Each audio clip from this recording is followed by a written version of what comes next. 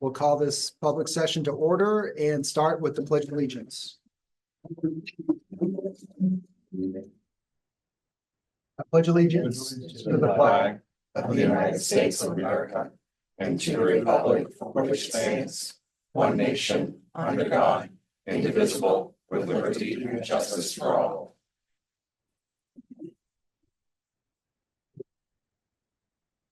Are there any changes to today's agenda? Seeing none, I think we'll get right into the budget discussion. Appreciate everybody being here today on Saturday to discuss this, and looking forward to a healthy discussion of this budget. So I think I'll hand it over to Ruben. All right. So today's event is a little bit different than perhaps some in the past, in that in the past, over the past, I would say 7 years in particular, but 9 years, we have presented information, financial information, but also it has been tied directly to initiatives, very specific initiatives. Example, last year when we came in here, we spent actually most of the time talking about our priorities and the educational rationale for all of those. And we were able to make certain, we had to be creative with how we went forward, but we were able to make certain that we continued to move forward in every single way that we needed to. Today's conversation is really, this is an opportunity for all of the board to be able to have dialogue, communication with one another, treating this more as a work session. Several individuals have not had as much exposure to the budget as others. And we have individuals here around seated in this way. Again, for the first time, we've kind of seated in a way where we can have face-to-face conversation with one another, so that your questions can be answered, or at least directed to the people who could answer them or find those answers at some point in time. We tried a different schedule this year. What I can say about the schedule was that this is the soonest we've ever had these conversations, which is good. There were some deadlines that I did not ensure got met with the finance committee. And so I realized that when individuals who might not have had as much time to look at all the line items and so forth, you may have other questions and so forth to after this day. I think the good news is we're about 2 to 3 weeks ahead of where we usually are. We have time to continue these conversations. Ideally, we'd have a number, by the 2nd of December, but that doesn't necessarily mean we have to. And we can continue to try to be thinking about how we can move forward. This is a different budget, and I would say it's a difficult budget. It's a difficult budget in one way because of how the default, and that's where I think most of the conversation is going to be, is relative to the proposed. In this budget, we are not proposing anything new, except for perhaps 3 positions that we'll talk about, and 3 part-time positions that we'll talk about, and we'll be able to speak to as to the rationale for those. Not a very large dollar amount. Nonetheless, it is a shift, and we can discuss again why we put that in there. At some point, whether it be today or whether it be on the 2nd or whether it be another day that we choose to have as the board to finalize everything, that we will need to determine whether the concept of how we want to handle this. Do we want to be what we propose or something similar to what we propose today? Do we need to is there going to be a direction to change the amount? For instance, do we need to be below default? At times through the years, we've talked about being aligned with default. There are pros and cons to all of those sorts of things. So again, an opportunity to, I think, for the most part, this will be a short presentation for people to be able to engage in dialogue with one another, so that we can have this be the board's, at the end, the board's budget. And you feel good about how we're moving forward for the next year. Similar to on Monday when we presented, and that presentation was a lot longer than what I'm doing today. is that our overarching priorities here is to retain, identify, and recruit highly qualified educators who are committed to our institutional values and philosophy. We have done an amazing job with in the last year or so, a couple of years retaining. We've certainly identified and recruited some great individuals, and we want to keep that happening. And then to ensure current initiatives, again, this is not a, hey, we have some new initiatives here. We're not asking for anything. We're asking to not create broader initiatives. We're asking to be able to deepen our initiatives. So we'll look at the overall budget, 2024-25, it should be 25-26 review. We may have more conversations about purchasing now or not. And then warrant article discussions and maybe a little more information than you had before on the warrant article conversation around CTE. We did have quite a, I think, a well-attended but good meeting on Tuesday having to do with CTE, and we talked about tax implications and so forth. So that is public. That has been already had a conversation. Many of you were there already, but we can highlight those and have those conversations as well. And then because the JREA has still not ratified, or I have no notification that they've ratified the negotiating that we've done, I still publicly need to not go too far, but it will be a 30-second conversation about the type of warrant article that would exist there. Again, you know, I think as we look to continue to refine our processes as a district, we're in a stage where I think there's a lot of transition. We recognize in years past, we have really crammed a lot of conversation in December after the holiday. Our goal was to, rather than people working all over the holidays, trying to be able to have this information sooner. And I think we've accomplished that. In having some conversation with individuals on a finance committee, and the fact that I did not make deadlines of getting certain types of documents to people in time, that is my issue. While there were circumstances that got in the way, that it still means that we need to adjust. So what we will do next year is we will start our entire budget process the second week of September when we come here, so that we are a month ahead of time, so that we have everything going. That's a little tough because we'd like to see how things are going in the beginning of the year, but I think that it's clear that we just, once we get going, you know, there are a lot of things that we are doing as a district and a lot of competing interests, and so making sure that we start sooner is the corrective action that I plan to make sure we do.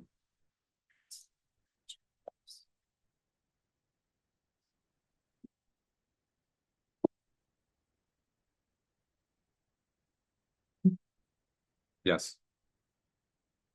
Just like to thank you for getting the documents out you did. I know that we wanted them earlier, but I know it's also a lot of work. And it's crucially important to have your data correct. As we saw this week in ledger transcript, it's easy to miss things. It's easy to make mistakes when you're doing this kind of complex budgeting, and we appreciate all the work that's been done to get us here. Thank you. I apologize. I actually started with Monday's slideshow. It has been changed, so I'm just switching over slideshows. So this right here, okay, great. Thank you, Carrie, for pointing that out. So there are some changes since the last time I presented. The changes are, you know, some monetary values, but overall really very similar in that the increases to the budget largely are in the default. And when we talk about the default, we are removing any one-time costs or that would be in last year's budget. But anything that is required by law, anything that is contractual, those two are the categories that define the increase in the default. And you can see that student service placements are up. I can talk briefly about that. You can ask more questions about that. Is that, student placements in student services certainly is there, but also there's some placements that, like, for instance, we have 4 placements that are provided to us that we need to do because of court placement.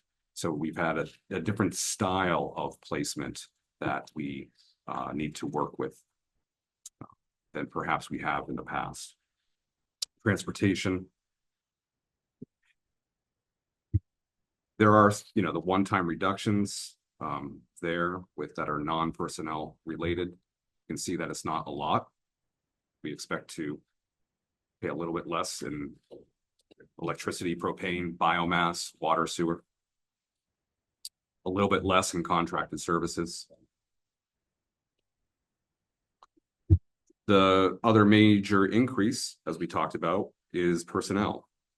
So we had a CBA last year. We had a conversation on Monday about the difference between the adopted budget or the approved budget and the adopted budget. The approved budget last year did not include any of these JREA, CBA step increases. So the article after that, when it was passed, that then comes into the adopted budget. Now that adopted budget is what we are running on.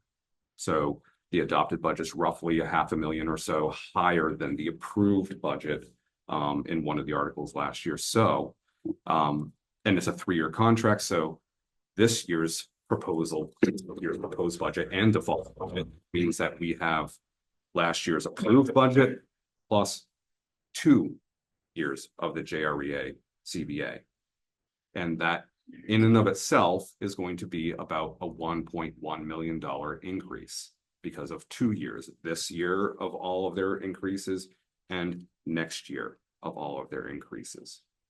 JRSSA was already in the process of being in, we're a year ahead of the JREA with the CBA, so that's just continuing on, and you can see that impact. And then over the years we've done well with health insurance increases. This probably is the most challenging year we've had, coming forward with a 12.4% increase. Still less than many, and many that I've talked to in the surrounding areas who are on different types of plans. Nevertheless, it is a bigger increase. We've typically averaged closer to 6%. Sometimes I think 10 was the highest. At one point we had 0 at one point, and 3s and 4s. We're a little bit, I will say it's important for us to know, we are a little bit higher than the Cigna school care average this year in New Hampshire, and usually what we have been traditionally is under the average. And you can see that that's a $375,000 increase. Dental's not, it's not a big increase. Some lane changes. And then one other student service staffing related matter that is tied to a variety of IEPs. And that is BCBA. We talked about it a little bit. You may have questions about what that is, who that is, what that's for. And just kind of pointing that out, that might be an area of interest for you to have a conversation about. So you can see down there that the total personnel increases in the default budget after the subtractions. So the net personnel changes is a little over 1.1 million. So 1,142,493.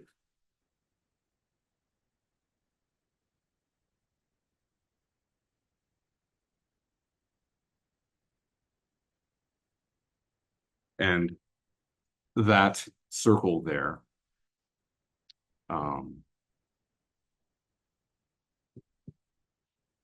is the increase overall to the default budget. Now that one includes the revenues, is that correct? Yeah. You mean the grant funds? Grant funds and so forth. Grant and food service. Grant and food services in there, which I did not, put that there, but that's the makeup. That's the difference between what I just talked about. So almost a $2 million increase, a 6% increase to last year's adopted, or this year's, I guess you could say, adopted budget. Approved budget, sorry.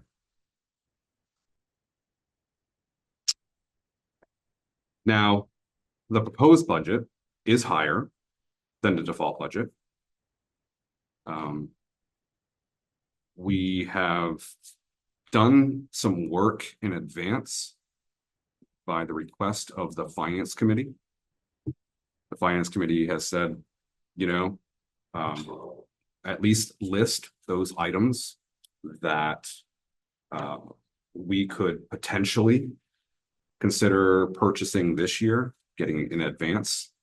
It costs a lot to run a district. We have an old building. There are improvements that need to be made. There are safety improvements that need to be made. Those are always very expensive. A lot of those are not in this budget. They're not even in the proposed budget. Patterns, right? We have the last 3 to 4 years. We have met here. We've talked. We've said, cut the budget by X amount.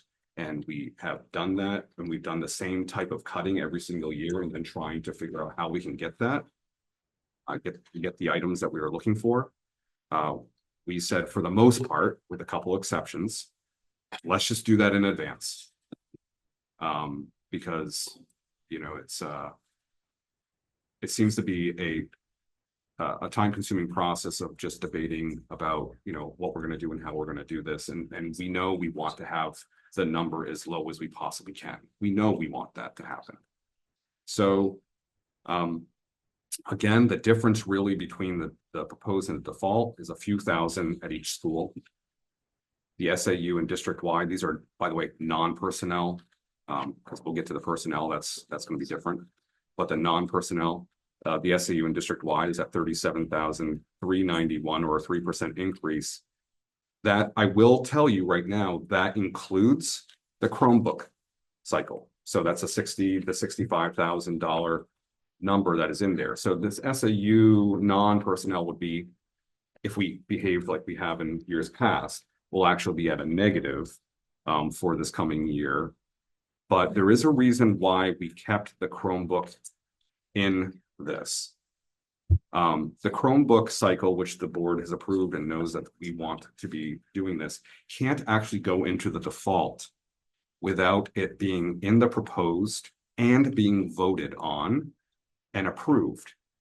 Then a following year, it can go into the default and be part of the normal educational expenses that needs to happen. We know that this has become a crucial part of the educational flexibility and our capacity to both teach and learn. We saw the year, we felt the year that we did not do this at all. Like we just said, let's just stay static quo. We can't do that again. We can never repeat that again. That was difficult. Is it possible that we could, if you would like us to, reduce by, you know, that $60,000 or $65,000 and try to find that out of a different source or this year's? We certainly can. I'm just giving you the information as to why it's in there. Facilities. Ruben, sorry, can I yes. ask a question? When under our choices part, what is that related to? I'm having a hard, like, I'm listening, I'm trying to figure out where it, like, can you just tell me again where that our choices, what that reflects on this slide? It reflects, that's a good question. So it reflects the school requested increases to the budget minus, because I know that you have probably about 80,000 more in there. That's in a different spreadsheet. And so that is, some of that stuff is, we have to talk about getting it sooner. Okay. So we're not going to ignore the fact that there was more that was requested here than what is here. Yeah. By a long shot, by $500,000 to $600,000. But we are putting that in a separate spreadsheet because, and we can put that back in. I'd rather, if you wanted me to put it back in, we can put it back in. That's perfect. But rather than going through and just having to work through all these line items, say, let's take this out, let's take this out. I took them out and put them in another spreadsheet and said, we can always go with the reverse and try that. They're important. We're going to talk about them today, and we need to find a way to do it. in that case, then I think so this is why this is the question. So in that case, then I think that the RMS number, Mhm. like if we, after, now we've taken those things out. Mhm. I think the RMS number is closer to like $50 more than the current budget this year. Except that the JGS one might be a little bit higher, so these number, yeah, so there are a couple just differences that we've RMS heard. mean RMS/JGS. Does that mean elementary? No, it means, I think that between, what I've talked to, Deanna about and then to you about, I agree, yours is almost flat, like zero. Yeah. And then I think JGS is closer to what, you know, you have right there, so And I might. we can adjust those numbers, Okay. but the Yeah. overall numbers are gonna stay, it's Okay. not gonna change what's happening here. So, facilities, Carrie and I we originally had 2 or 100,000 more or so in there, all, relevant. We kept a fairly sizable increase in this budget, I believe, of the new is it not tractor? The lawnmower, which is like a $64,000 item. So that is another area that in the past we've tried to do, we could pull that out, but I wanted to let you know that that's in there. There's shifts in where funding is there. You know, but it's close to a flat. It's close to a flat budget minus those things. So all of these areas we really haven't increased. And again, federal grants, that's the biggest increase, that of $130,000. That does raise your proposed budget. It does not impact taxes. So I'm just letting you know that when you see, oh goodness, we have a 1.5 or 1.7 whatever increase to the default budget, whatever that slide is, we'll find out in a minute. 130,000 of that is anticipated revenue. That does not impact the tax rate negatively. And you can see that this is very similar to what we had before. Yes. I just wanted to point out that we are trying to keep our increases in every area, including facilities, as low as possible. Yeah. But at the same time, we are working to identify for the community what the needs are going forward. We have buildings that are 50 years old, 100 years old, 75 years old.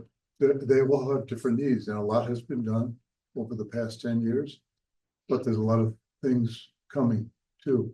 And so one of our goals for this year is to have a capital improvements proposal that does go over a period of time so people can see what it is that we need to prioritize and eventually take care of. Yes, and we'll talk about that when we get to warrants a little bit and the philosophy of warrant article movement around that. We do know, as of right now, you know, and Sandy and myself having conversations about, fixing things in a block, not just fixing things here, fixing things here, fixing things here. To say, all right, Jaffrey Grade School needs windows. Let's take care of Jaffrey Grade School's windows. And then let's go to the next one, rather than say, oh, let's do 5 windows at Jaffrey Grade School, 5 windows at the Ringe Memorial School, and so forth. So those sorts of things. But those items we would identify, as you stated in that plan, as coming out of the maintenance reserve fund, which of course we're going to have to fund, and we need to have an agreement as to how we want to move forward in the future of how to fund that. So that is a very important decision to make within this cycle, not necessarily today. This is minor.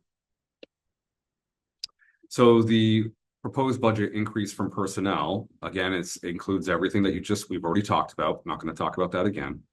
And it does include the SAU, as well as the JRAO, so school administrators as well. SAU, so you have a few members of the SAU right here. You have the directors and you have myself. We do not actually make up the majority of the SAU. The SAU, there's a wide array of individuals who are working the SAU, both exempt and non-exempt. For for those people who are out in the audience who are going to watch this on video later on. Exempt, if we were just to talk about how people get paid, exempt is a salaried position, and a non-exempt is typically a hourly employee. Non-exempt individuals can have overtime. An exempt employee, we do not get overtime. So that's how that goes.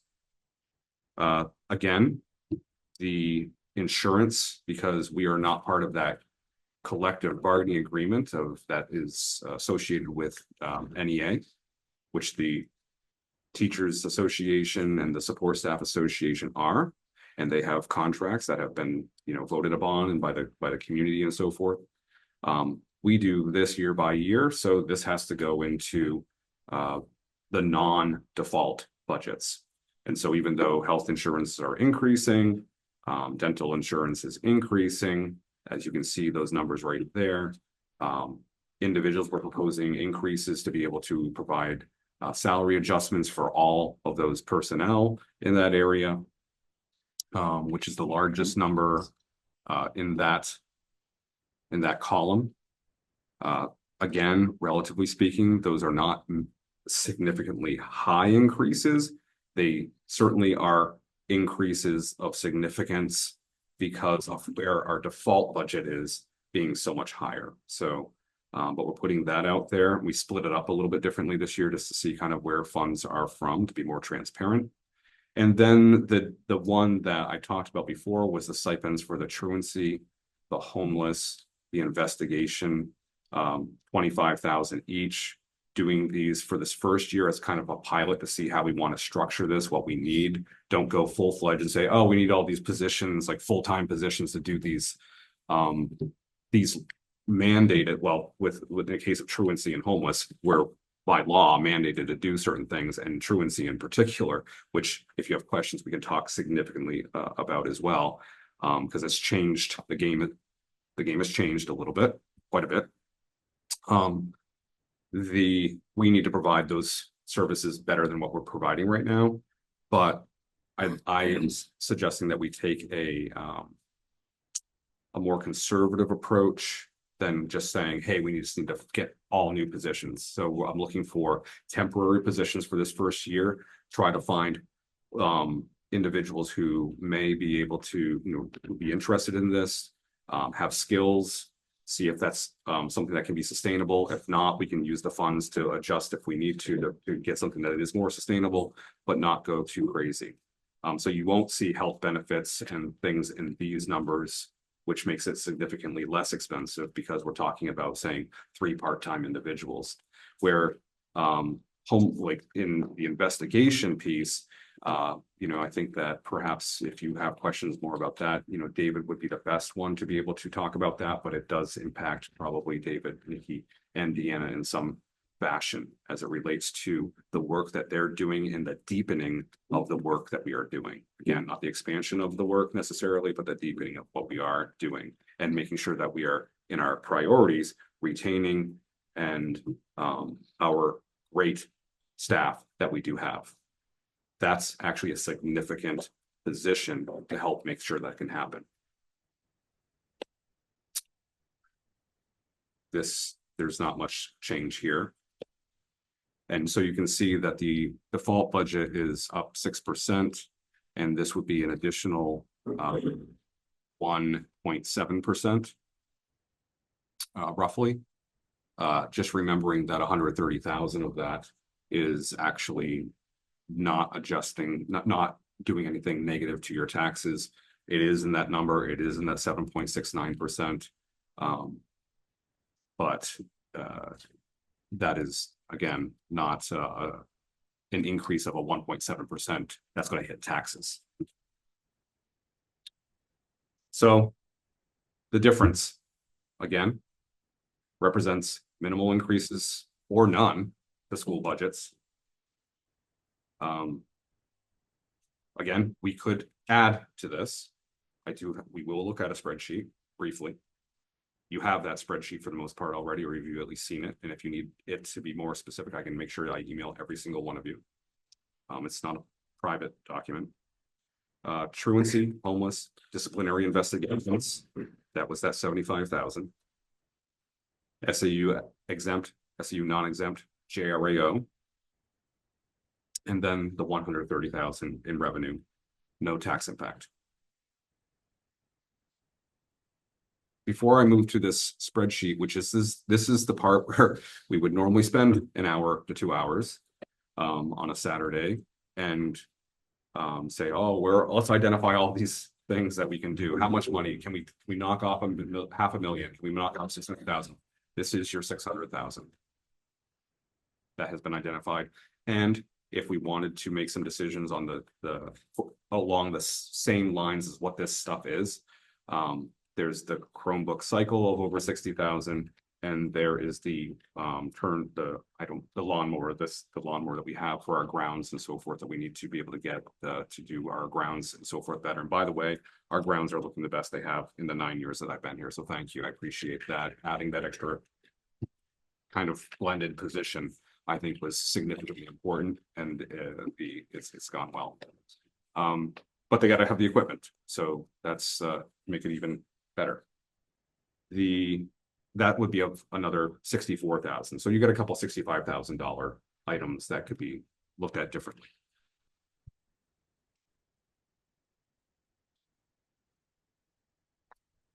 So we talked about TA work and safety work, and we are getting we have quotes.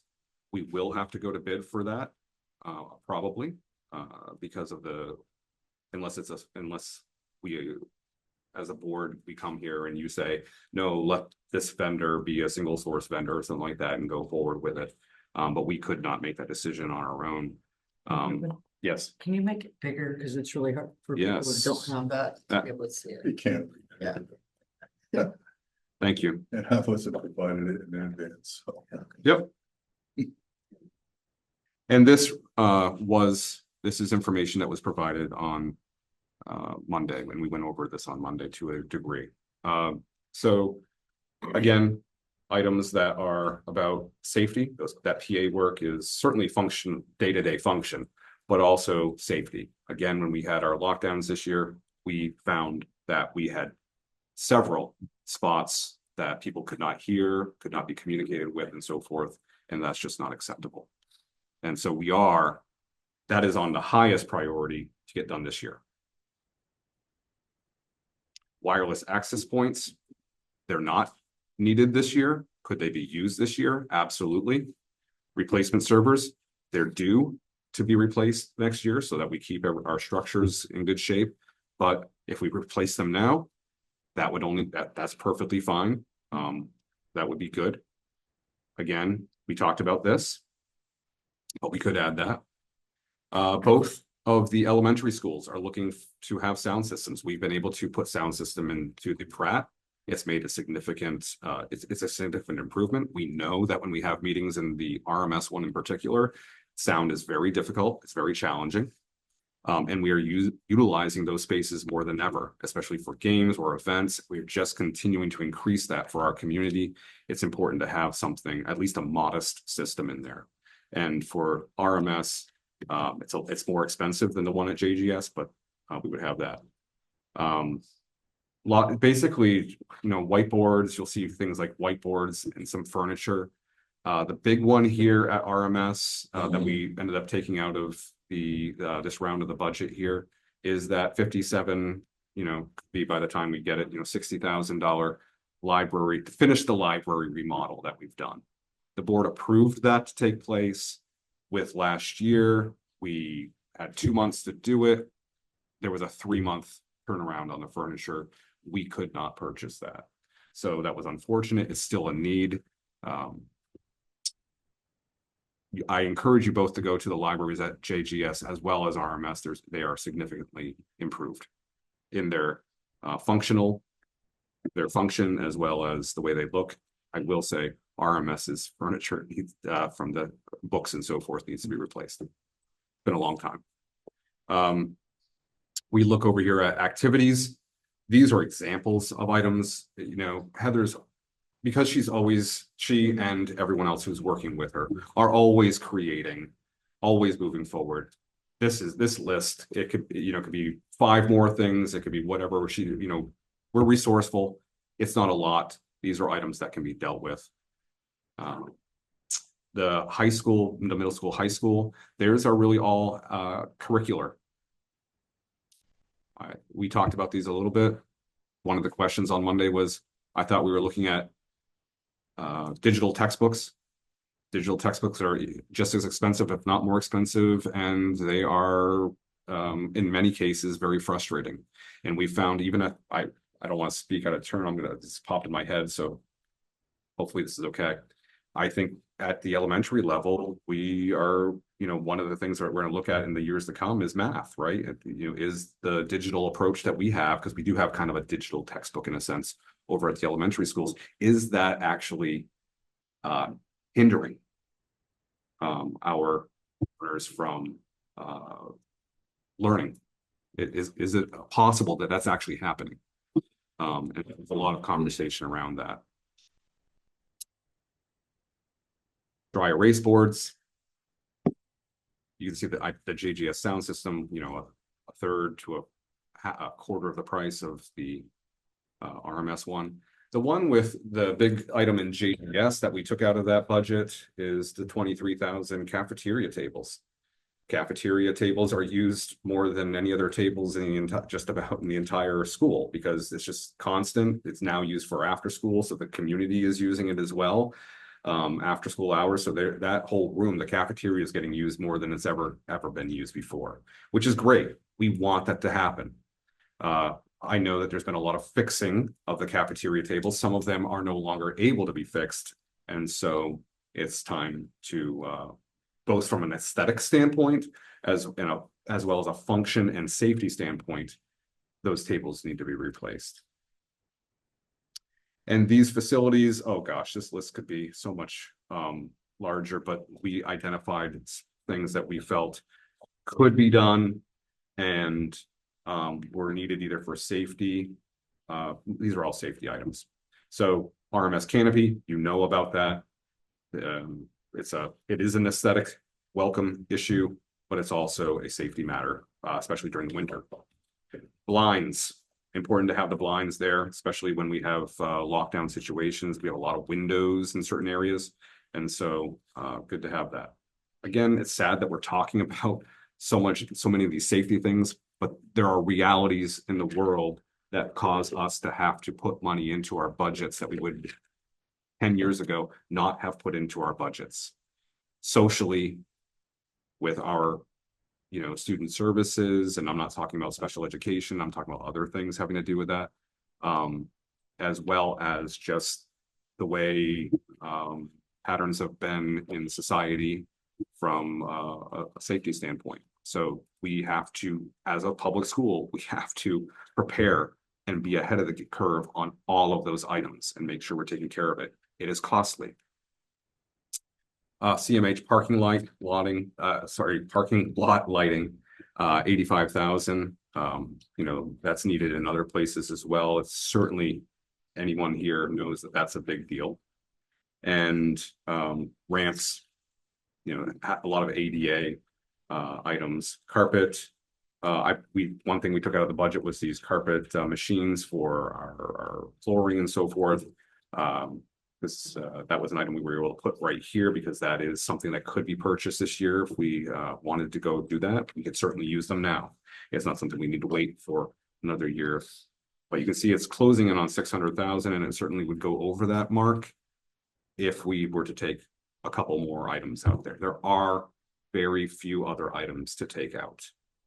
In my opinion, you may, after spending another week, another 2 weeks if you want, at line items, you might say, ooh, I think we can do better.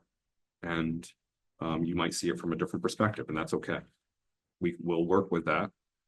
You've got very committed people here who will do our best.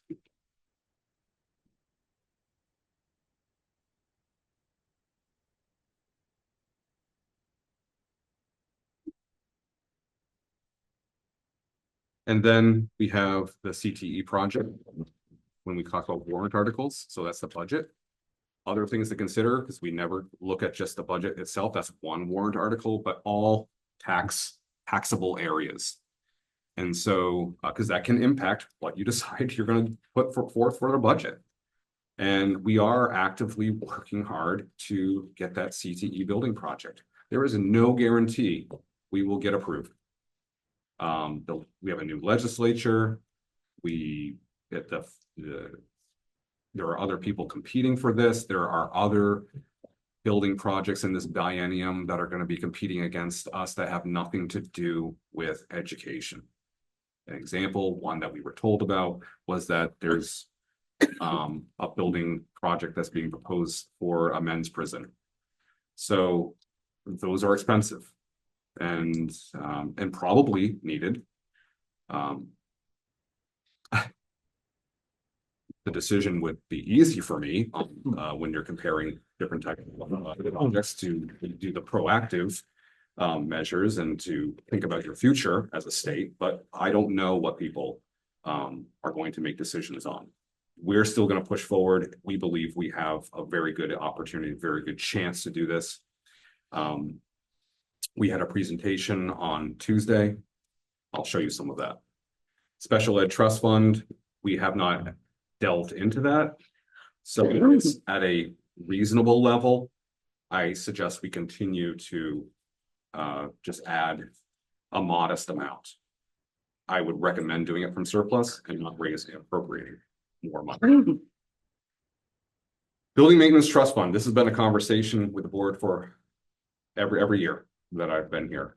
How to fund it? What's, how are we going to use it? All of that. I think we're to the point where we know that we need to make sure that we're putting money away if we can, but also doing so with an understanding of what it is we're going to be paying for. Now we internally know what we need to pay for and so forth, but to also make that very clear. And while we've presented publicly what a lot of these items are, clarity perhaps is not what we've been known for. We've seen that towns have had just like real simple spreadsheets. Ours are not simple. We have got formulas everywhere. It would be hard for someone to just go and look in there and say, oh, this is what they're going to do this year. We need to make that a lot more simple. We will have that done. But Building Maintenance Trust Fund, if we were to, for instance, do windows, I'm not sure we have enough money for the windows, but let's say we're going to do windows for the Jaffrey Grade School coming summer. We have some work to do, bid process, all that kind of stuff has to take place, but it will drain our current fund. We know that we won't have anything left after that for certain. And then, so we need to continue to move to put money in there and make sure that we are communicating to the entire community what it is we plan on doing, when we plan on doing things. They need all those timelines. And then the JREA additions, this has to do, basically we have some categories of individuals inside the JREA that are very hard to hire individuals due to whether it be certifications or the fact that they're maybe not teachers, let's say nurses, for example. And so there were some adjustments that we needed to make due to just the fact that we're not in the market. No, we're just not in the area to be able to get this. And we have seen when we are outside of the market values, how many contracted services we have had to get. It's happening all the time. Every year, we've increased our contracted services because these things are required by law. And also for safety in the cases of what we're talking about. Yes, John? Thank you. I just want to step back for one moment to Yeah, I'll step back. the thing what you were talking about our facilities. And it is true, and I appreciate your comments. We've tried in the past to identify the need for ongoing maintenance as well as upgrades to bring things up to standards. But that's oftentimes been a footnote, and we've tried as best we can to then replace these doors, fix these windows, correct flooring with money that we could scrounge or find or whatever way.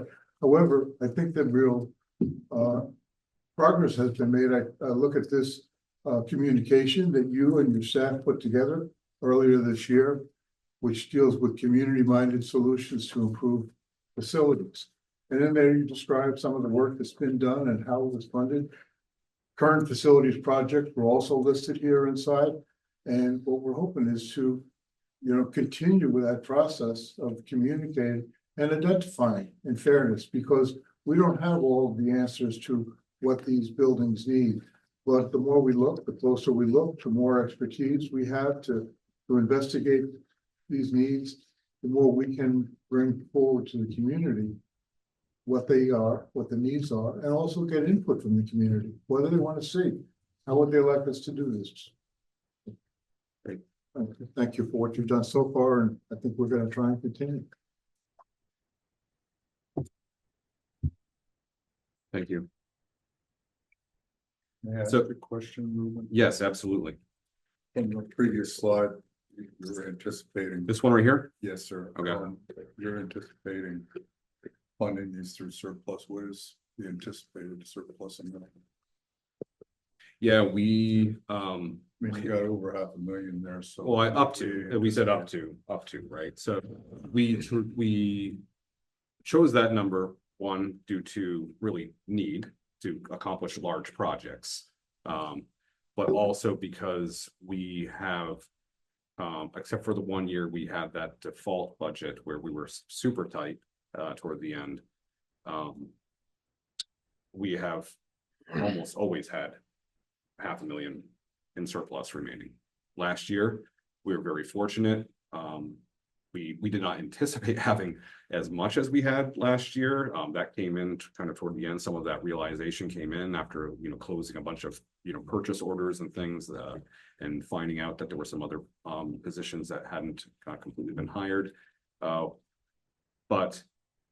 we were very happy to give that back to offset taxes. I think that was probably needed. The year before was tough for a lot of people. And so hopefully this, I don't know what the taxes are, coming out for Jaffrey. We've heard what it has been for Ringe already, so we'll still wait for Jaffrey. But we believe that it will be a positive thing for the taxpayers this year. So to answer your question, our patterns would be that we would have usually about 600 minimum in surplus. What is your anticipated? Not what your usual is, what would you anticipate? You had 1.7 last year, do you anticipate? Yeah, we anticipated Somewhere in the 1 million million last year. And so the 1.7 was, or I anticipated, and usually I've been pretty correct. I was way off last year. But I would say that if I were going to make a statement based upon where we're at right now, knowing what our staffing levels are and so forth, I would think that I'd anticipate around 750,000. Now, that also means if we didn't purchase any of that stuff that we're talking about. So I think we'd be closer in the end, probably to more like 250 to 300,000. I could be off by another 500,000 there. Yeah. Obviously, we still have the unassigned fund balance retention of 1.1 million Right. as well. That's so I'm not including that. Yes. So it's interesting that we sometimes have these balances, often have these balances. Yeah. But a lot of the impact is coming from the inability to find the high level staff we need, in particular in the special education and student services. And this has an impact on us. We have asked our staff to do double duty in many cases, Yeah. which makes us concerned about burnout. And also some of the things that we could do to keep students in district. We don't have the staff to do it. We can't do that. And so our choice is to send them out of district. So there are costs. Those are real costs. I mean, another significant cost that's in here, and that's in the default budget that we've gosh, 2 years ago, we didn't even have. You know, it's these conversations when they say if we have people go to let's say a charter school and you know, you'll decrease your kids and so you can decrease your staffing and all that kind of stuff. Well, it's possible if you hit a certain number. We certainly haven't hit that certain number at this point in time. And what ends up happening instead, because we're still responsible for all of special education for all of those individuals who are in this community, we now spread ourselves. Well, first of all, we're not spreading ourselves because that's impossible to do at this point in time. So we are now funding other people to do jobs or hiring to have them go over to different locations over in Keene, in Jaffrey, in Peterborough. So we are now not just talking about our 3 schools. We budgeted over $100,000 for that alone for next year to handle special education costs in these other areas that we're mandated to cover. And we care about these kids. They need these services, but they can't hire people either. And we, of course, are the ones that are responsible. Matter of fact, that's the conversation. Hey, we can't hire anyone. Get us the help. And they can do that to us. You know, we have to do that. And so then Jen goes around and calls her entire network, finding anyone got any extra help? Anyone have any contracted services that we can get for a period of time? Can I have remote services happening? You know, that stuff is, we're having to get more creative. It's costly.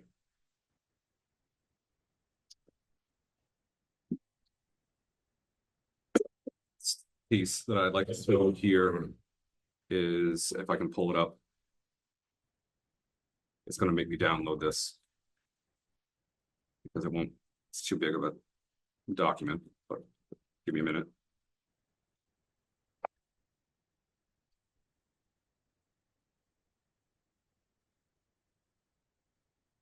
Just for comparison, last year we probably spent about $12,000 on charter school costs for special ed. And I'm asking for $100,000 for next year. For costs that I am already aware of that we have to incur.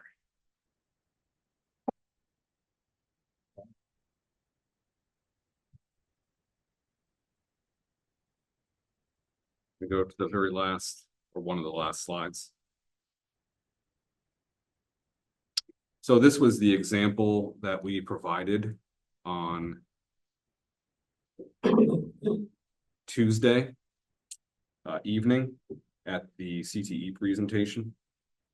This right here, for anyone who is watching this online or will see the video recording of this, I encourage you, we do have a site for this information. If you got your postcard in the mail, there's a QR code. You should be able to hit that QR code with your phone, and it will bring you right to that site. You can always go a traditional route as well. It's in a couple different locations. The video might not be up yet, but it should be up there shortly. It's not up there yet. Yeah, the Okay. video, the presentation. Yeah. Neither of them are up yet, so. Yeah. So that's I know that's being worked on to do that. But this right here, tax impact, we just use 7 million as an estimate. I will say right now, we're not talking 7 million, we're talking like 6.5, 6.6. That being said, you know, it's certainly 7 million is definitely in the realm of what it could be. We probably need another good month of defining that. And still it's going to be subject to change a little bit. And I know that Carrie, we were having a conversation about this, and she's like, oh, this is going to be a fun one to talk about with bond counsel, how we're going to be able to word this. So to make sure that's flexible enough to meet our needs. So basically, Carrie developed a spreadsheet and estimated what it, based upon these interest rates right here, what it would be for a 5-year, 10-year, and 15-year bond. And you can see that certainly if you were to pay it off in 5 years, you'd end up spending, you know, 1.2, 1.3 million less over the life, but your taxes would increase a lot faster during that time frame. Sometimes estimated up to about $400 for a $350,000 home, per year, for about 4 years within that mix. 10 years really kind of cuts that in half. Of course, 10 being double what 5 is, and so that makes sense. You spend a little bit more, but you also have a lower interest rate in this scenario. And then 15 years, you can imagine what that means. Certainly you feel it less every single year, but you are spending a lot more money for the exact same product. So options for certain, but those will be decisions that will have to be made as well. And you can see down there over the life of the bond, what it would mean for total tax, likely estimated total tax impact for over the 5 years or over the 10 years or over the 15 years for this project. And that's based upon, again, current $350,000 home. Now, that's, those are big numbers, right? They are over 10 years. That may seem more reasonable. I know that in talking with some superintendents and some individuals around in the region, some of these were this year's tax increases in other local communities. And then they did not have any capital planning that went on. So I don't, other things probably must have spiked that for them. But this would be a very intentional, very future focused project move forward. And I think well worth the money and well worth the community increase in collaboration that would take place. Am I doing the math right? Over a 10-year, it would be roughly $20 a month difference in my taxes. So $2,300 divided by 120 months. Yes. Is that You're accurate? saying $2,300? It's- I thought you said 300. Okay. Yes. 23. So it's a $20 a month shift in my taxes. Yeah. Okay. Except it would, I think the way the payment schedule. It's- goes, It would It's- start off, it's all- lower. It would start off, it could be all of these, it starts off $50 within the first year. Because you have a lower payment up front, and then it goes up to about maybe like in that 10-year model. I mean, I have the spreadsheet, I can pull it up, but it would be like what's this? Just I mean, just generally it changes over time, but it's averages about $20 a month. so if we were to look, for instance, 15 years, and we were to take this, I'm gonna enlarge it for people. Once I find the right location. Tax impact. So you can see 15 years, it would start off, and these are based upon just these estimated, where we're thinking the taxes are right now and what the home evaluations and everything else. It's all based upon funding formula that we would use for the school. But you could see that, and we took the average of numbers when we came up with those, and anything could swing either way. Lots can happen within a period of time, but you could see how it would kind of go up and then come down. 10 years. I'll enlarge this as well again, so people can see it. Look at that tax impact area right there. And you can see that it would start off around $50 or for that first year, and then it would go up closer to 300, and then it would, come down to closer to 200. And then 5 years, this one is hard to swallow, but it is the cheapest in the long run to do. So there is a point in doing that and having it off the books. You can see, where is that? Right here. Tax impact, it's the non-highlighted one, so I'm circling it right here. You can see it's close to 500 and then comes down to about 450. That stays, so it really stays a little more even than the other ones, but there is a little bit of a curve. Again, these are estimates, they're good estimates, I think. I mean, this is how this was built on how bond council, funds everything, and all our past history that we've had with leases and things of that nature. But certainly it depends on what your initial amount is and also what your interest rates are.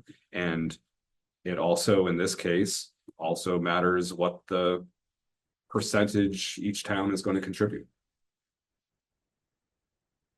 Could you clarify something up there for me? Sure. So it's hard for me to see the numbers from the angle I'm at. Okay, So where you have tax impact there at the top. Right just to here. the right of net costs are correct. net cost. What are those top two numbers there above Jaffrey and Ringe? Like one's 350 on the Ringe side, it looks like for me. I Right? mean, right here, Yes. both of those are for a $350,000 home. So if I go down the list, you're showing Jaffrey's tax impact at 495 on the second, there you go. Yep. And Ringe is only 385 and that's annually, I'm assuming. Yeah, so if you look over, so Carrie, do you want to be able to, would you be able to talk to this one to be more clear? I can briefly. Well, let me finish my Sure, question. sure. The thing that I guess I would understand is Ringe basically pays in about 35% more than Jaffrey does from a tax standpoint, you know, at a gross level. And so I would think that if I went back to the original column where he said it's about $2,300 a year, really, you know, if you divide that, you know, evenly 50-50, it's, you know, $210 or whatever it is. But you gotta add the 35% that Ringe tends to pay more because of their valuation. So really, it seems to me that why would Jaffrey be much higher than the Ringe in that calculation? Yeah, it's a great question. I mean, I think I know the answer to your question because it has to do with aid, but. Well, it does have to do with a, And yeah. this would not And be yeah. impacted by our typical educational aid that you would get like you would in a budget, but. But, well. Yeah. Right, that's. So here you see that Ringe's valuations, the equalized valuations are significantly higher than Jaffrey, so that's. Right. pretty close. So it's going to be spread out thinner, it's gonna come out less because the valuations are a lot higher. And Jaffrey's due to reevaluate next year in 2025. Those Ringe. Yeah. So. Yeah, so things could change. Yeah. These are based on, And I will say that, Tom, like the more, you know, I've dug into like that difference, right? Because that difference is real, right? It's real. The Ringe must pay more, absolutely. It's millions real. Yep. Oh, no, absolutely. It is very real. It's on every spreadsheet and what I guess, what I've determined in looking at it is that those, you know, the funding formula is, you know, it's half the valuation, half the enrollment, and it changes year to year. It's Mhm. like, you know, call it 52, 48, 49, 51. So you'd think that the burden for each town would be that, but it's not, simply because Jaffrey gets millions more in state aid. So that comes out of there, and to me, that's the difference that a lot of people don't understand. We could change that funding formula and the tax impact wouldn't be as much as people thought, because, you know, once we divide it up, let's say it's 50-50, 30 million, 50-50, Jaffrey's gonna get, you know, 2 million more in state aid, and there's your difference. Isn't that removed up front though? No, Pardon me? If I look at the tax rate estimate, okay, it's based on assessment. So it says bottom line assessment to Jaffrey and a bottom line assessment to Ringe. So that would be after all your adequacy aid, all of your takeouts and everything else. So I would think that it would probably be because Jaffrey has a lower property value, therefore the same dollar amount spread over a smaller property value would have an higher tax rate. That's exactly it. Yeah. When it comes to this particular one. Yeah. But overall, right, the aid affects the other The aid other affects- portion. the The aid won't, affects- the aid won't affect that, right? So this will come out more 50-50 because it's not impacted that's correct. by the aid. Like the rest of the budget. You're Yeah, absolutely right. bond wouldn't be affected by aid. What's that? I don't think the bond would be. No, it affected wouldn't by be. aid. But when you're That's talking what I about, when you're talking about that 35% difference in the overall budget every year, a lot of, a big portion of that is due to the aid, which wouldn't have that same impact on this bond. That is correct. And of course, Jaffrey is building more high value homes than we're building workforce housing, so that will change as well. Oh, this could change in 2 years. Significantly change, absolutely. we're just taking a snapshot. Last thing I will show, because I'm looking across the audience, realizing that not everyone was there. I think this is certainly valuable to show. Let me see if I can enlarge this slideshow. Slide.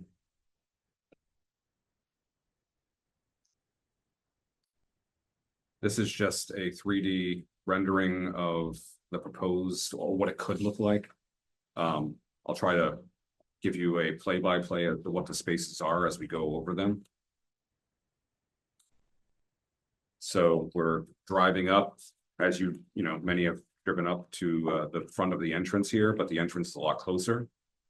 You can see that there's to your left is the construction, not the construction trade, the culinary arts. This area here is the public safety. And then around this area right here is construction trades. They're outside, semi-outside area to have them working in like real conditions.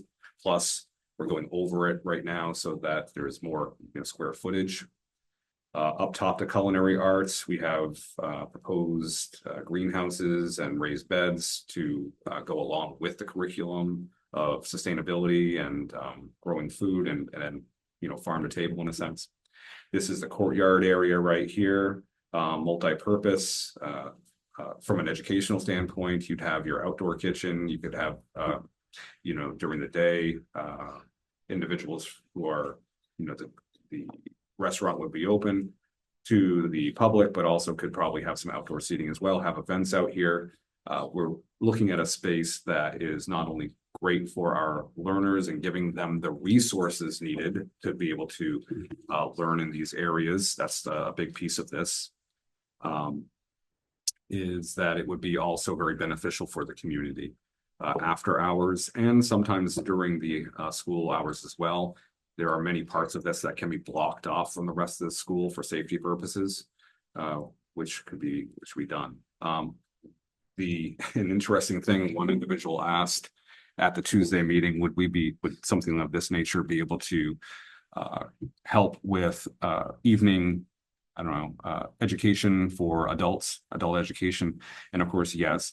After that conversation, we started to have, with our construction trades staff member, we started to discuss how we could actually start to do that programming sooner, like maybe in January, to be able to offer some of this, be able to let people understand, what we can do even with our current resources and how much more it could be expanded if we had the resources that this would provide to us. Wow. So I'm excited. That, by the way, not our idea. The community is coming with some of this. Community as well as you're retaining amazing staff is important. That's all I have to say. I won't go into it too much. That's the presentation we have for this. It was longer than I anticipated. I apologize. I said it was going to be shorter, but I think it was as thorough as we could make it.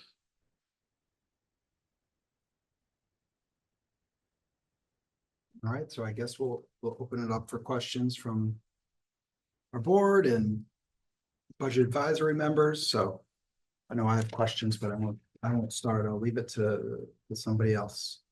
Anybody has any questions? Well, I'd just like to, well, I've really appreciated Charlie's leadership in the process.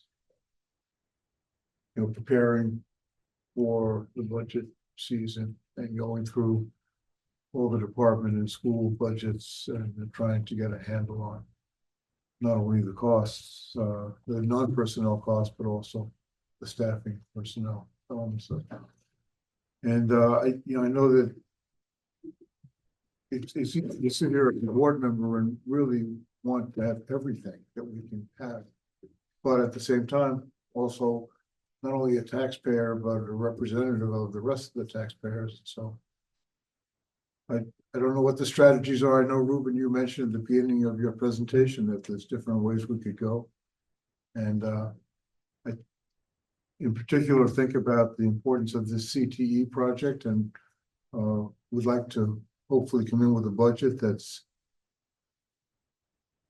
adequate but modest, so that we don't ask our community to both fund a larger than reasonable increase, and also an important capital project.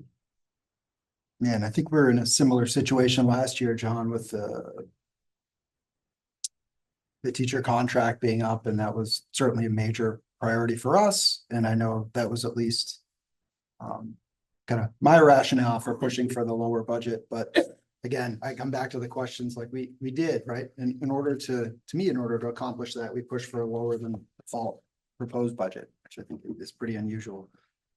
You know, I guess we'll have to determine how sustainable that is, right? To keep, pushing for budgets that are lower than default or at default. At what point does that become a real negative, or, that the district isn't able to sustain that sort of,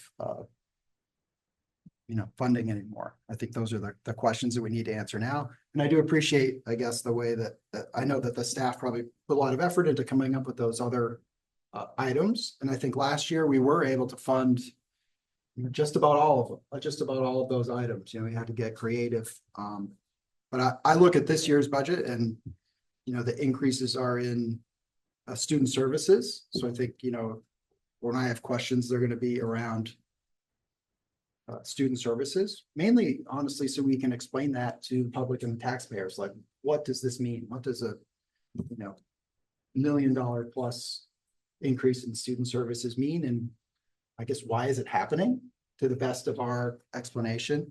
And then, the rest of the increases seem to be the contractual increases to salaries, right? So there's not really much there. We've already agreed to it. And I think that the health insurance, right? We've already agreed to that. So essentially there's really no options to cut there. So I guess when the individual school principals presented largely flat budgets. So I guess the questions that I have there, and the questions that I think the public has is, given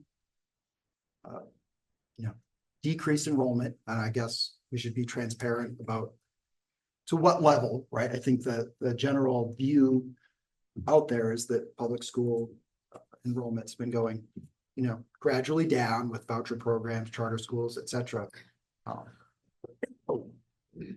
To what level has that impacted our staffing levels, or, as Ruben said, have we not really hit that yet? I think it'll be important to be transparent about that. So no, those aren't specific questions, but that's kind of what I'd be looking to understand over the next, over this period. Couple things, Chris. Yep. And talk about enrollment, we absolutely must include homeschool, charter school, because we have to pay for that. The taxpayers pay for it.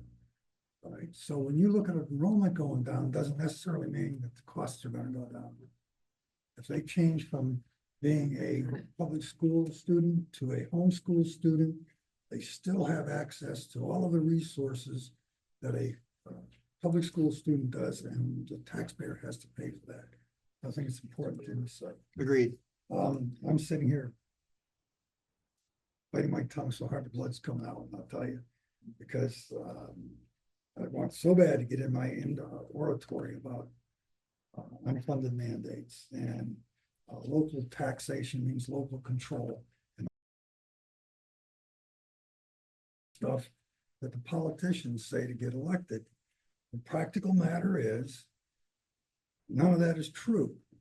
We're facing a $1 million increase in special ed, and none of it is under our control. The taxpayers can't control that. We have to pay for it. They have to pay for it. And the only way, if they don't want their taxes to go up to pay for it, is to cut normal education for their own kids, which is ridiculous. I'll tell you, if you look at the numbers, probably going to be, well, first thing I want to say is, from a finance committee perspective, we had very good presentations by RMS and JGS. We had the information ahead of time. We had all the information we asked for. There were some circumstances that we didn't have that, okay, but we did the best we could. So most of the stuff in the budget is there. because it needs to be there. We're talking about our kids and what we need to do to provide them with an adequate education. There's nothing in there that's fancy or something that we really don't need. Okay, however, I mean, this thing. So I'm looking at the current budget. And I'm reading this right. We're looking at a tax increase on a 300K home for Ridge of $915 and Jaffrey of $1,072. That is never gonna fly, believe me. People vote their pocketbooks. If I look at the default is $325 for a Ridge, 300K home, and $957 for a Jaffrey. That, folks, is not gonna fly. So from my opinion, we're in a situation where we're not gonna even be able to get a default budget through. And that is sad. It's a sad state of affairs and it's not our fault. And I don't know what to do about it, except continue complaining about unfunded mandates. But I don't want to paint a rosy picture of anything right now with those numbers. I have to say that I haven't had an opportunity to go through the line item detail. I think everybody should go through the line item detail and understand all the exhibits and know what's in those exhibits. Because if you don't know that, you're not going to be able to make an informed decision. And you're not going to be able to say, you know, why we approve what we approved. So I think it would behoove everyone to look into things. As far as surplus is concerned, I really appreciate the superintendent speaking out and telling us that at this point in time, we're going to have about a 750K surplus. We knew this last year in October. We still went to the public and said, look, we don't want to give you 250K in taxes. We want to keep it because this is all the stuff we want to do. Well, guess what? At the end of the year, we had a $2 million surplus. We didn't need the 250K, and we didn't do everything that we said we were going to do with it anyway. We had this whole list of things. We didn't get them done. Why couldn't we get them done? Because of lead times and because some of them required they get it done in the summertime when there's no school in session. So I think that was not a good move on our part.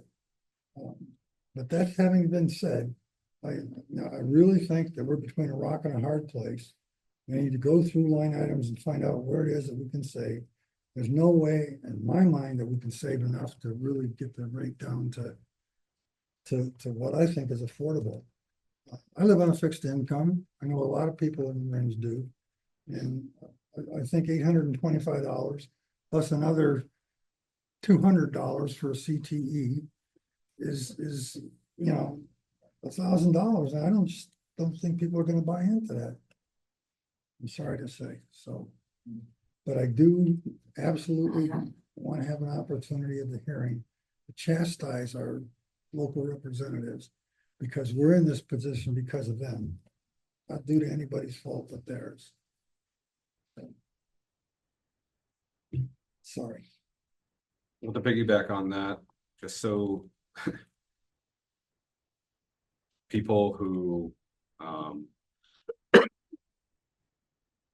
you know, it is very well known and it is accurate that the commissioner came out and, you know, talked about the decrease in funding for special education. Now, we did have some of that information, you know, provided to us, and we made the choice not to stay with what has been the trend over years, but to go with the doom and gloom that was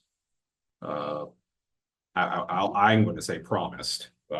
And so we're going to be okay with how we've budgeted and so forth. But to have an individual in charge of education in the state of New Hampshire who is telling individuals that stories regarding people going to other places, whether it be a choice to homeschool or to another school, charter school, whatever, and suddenly they don't have the needs that they had before. That's ignorant. That's not true. And the needs are there. The needs are growing, not necessarily always in just the cognitive side of things.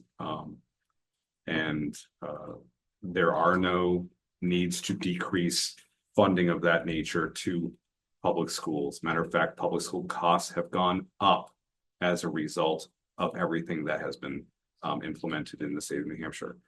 As a rule of thumb, anyone who understands change process, which clearly there are individuals in charge in the state who do not have an understanding of this if they care about the taxpayers anyway. If they have some other agenda, then they're doing a good job with whatever they're doing. But when you change one or two facets of a system and ignore how everything else is being nurtured alongside of that contributes to it, you're going to cause people extraordinary pain. And what Charlie is talking about from a different perspective here is these taxpayers are the ones who are always getting hit. The way that we fund education here, it is going to get worse because of the decisions that have been made already and the decisions that may continue to be made in these directions. They're not going to improve people's tax bases. I mean, their costs and so forth are not going to get better in the direction that we're going, at least not for the foreseeable future. Can I just describe to you guys a little bit, give you an understanding of that special ed aid and what that is? So what the commissioner has opted to cut is a piece of legislation that says when a school district spends a certain amount on a specific student, that we can get some money back for that because it's exceptional. So students who are in our regular facilities and are getting specially designed instruction within the classroom and get support here in our building, they never meet that criteria. We're not talking about students who, in his words, have some anxiety or depression and no longer need that support. We're really talking about those students who they have to hit at least $70,000 for the one student to start to get any aid back. And then so all the students that we need to find alternative placements for, who need individualized transportation to those placements, who have really deep and acute needs that are extraordinarily expensive. So the pieces that he's cutting are for our most intensive kids. That what he's telling the taxpayers is that this helps all of our special education, and it's not. We're not talking about the same thing. We're talking about students who are costing our district, and these are the pieces you see here, anywhere from $150,000 to $500,000 a year. We're not talking about students who have a math disability. Right. So it just, and taxpayers don't, and all you see is my overall, this is how much it costs. And it shouldn't be costing us this much, but without understanding what that looks like, you can't have a Freedom Account voucher or for a student who needs to be in a residential placement because of this significance of their disability. They're not ever the same students. And I feel terrible that the state of New Hampshire and the taxpayer of New Hampshire have been lied to repeatedly, and that they have not been provided the truth. And I am a conservative person when it comes to fiscal responsibility. Nothing that has happened in the last 8 years has been fiscally responsible. It has cost everyone more. It has not helped the education system in the state of New Hampshire. We have gone from number 2 in the country down out of the top 5 as a result. We also, I mean, and we have, again, choice. I have no issue with the concept of choice. I think that's very good. The idea of lack of transparency as to how taxpayer funds are being spent when it comes to new initiatives like that. The fact that it is hidden, it is intentionally hidden. It's intentionally hidden because we know the truth of what's happening and what the impacts are. And we know that the impact to education anyway is not having the effect that some people may state that it is happening. We know when kids are able to homeschool like that without any accountability. I have no issue with homeschooling. Homeschooling can be great for people. There are families in our community. We have large numbers of families in our community homeschool. We want to help them. We want them to be able to access whatever curriculum they want, CTE programming, athletics, co-curriculars, be well-rounded. They're part of our community. We care. Families have values that want to have them go in a different direction. Perfectly okay. That's their responsibility. It's the parents' responsibility to make those decisions. But when there's no accountability to the education and the learning, which most people do a great job, and we find individuals riding their bikes around the community, and then now we're paying for individuals because of court placements and so forth due to situations that have legislation that's allowed this type of circumstance to be created. You know, we continue to bear the brunt of the costs, which then go to the taxpayer. All the taxpayers are paying for these very, very, very poor policies, or at least poorly implemented policies. Can you bring, Charlie had mentioned the tax impact, and I think that's an important thing to I'm having make as public as possible. yeah. As we continue the discussion. Jen, I remember, well, Ruben's trying to pull up some information that, a few years ago, the cost of out of district placement went up significantly, like the cap was removed or something like that. There were, yeah, within the state, there were definitely some institutions that were able to increase exponentially to. And we don't So, get like- to choose, right? I think last year, Massachusetts does things very differently. And they statewide increased by 12% last year, and we have no say in that either. The process, when you have a student that we're not able to provide the services for as a team, the team sits down and decides what services a student needs to be successful.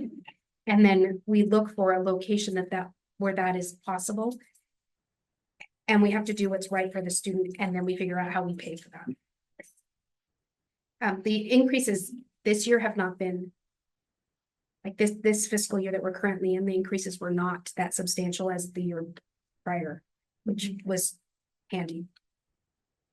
But we never know either. And like, so we will start, when we start budget, I'm going to be really clear, when we start budget in September, and I reach out to all of these placements and ask, what is your next fiscal year's?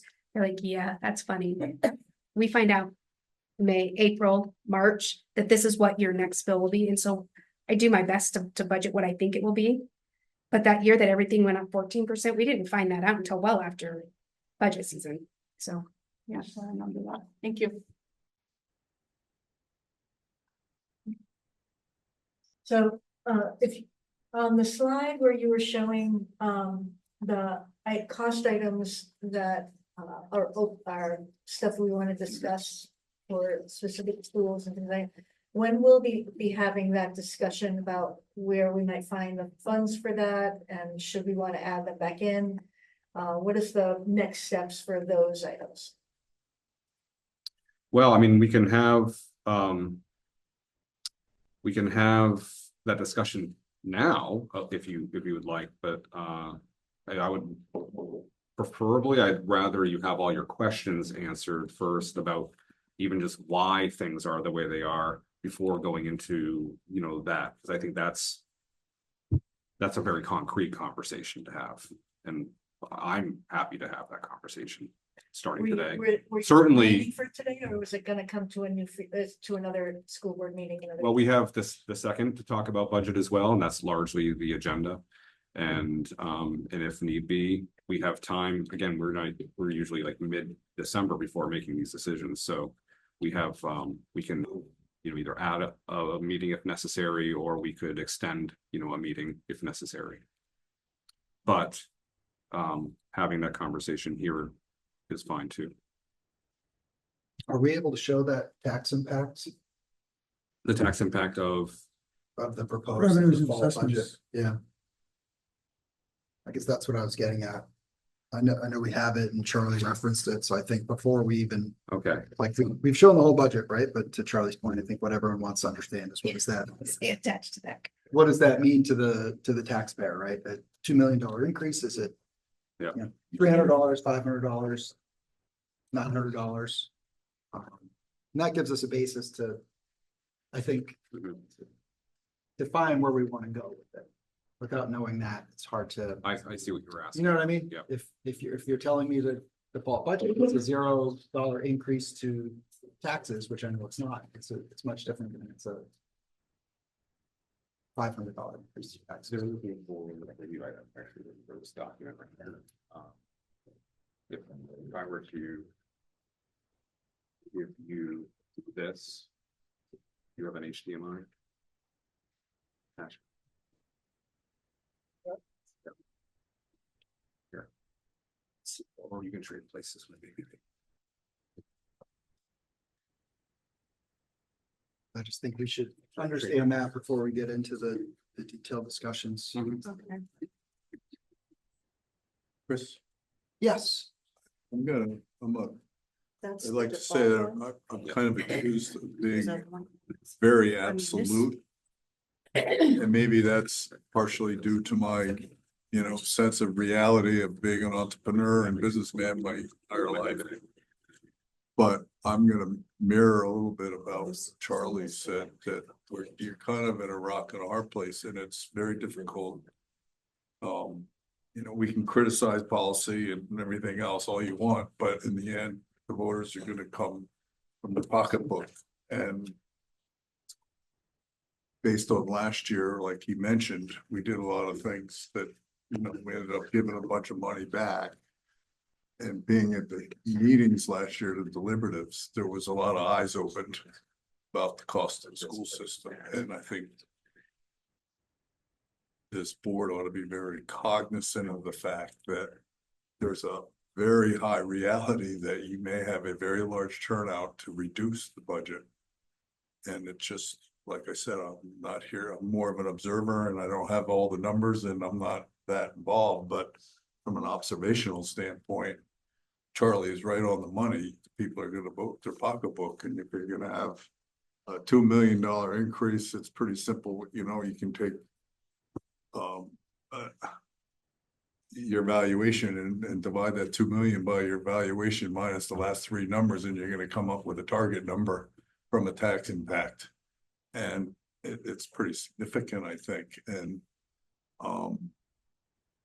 then you're gonna throw your CTE on top of it, and we're really not even factoring any operational costs into that. So from a reality standpoint, Charlie's right on the money. You're in a rock and hard place, and I'd be very cognizant of where you present to voters. yeah, and that's why, And I think he would agree with me.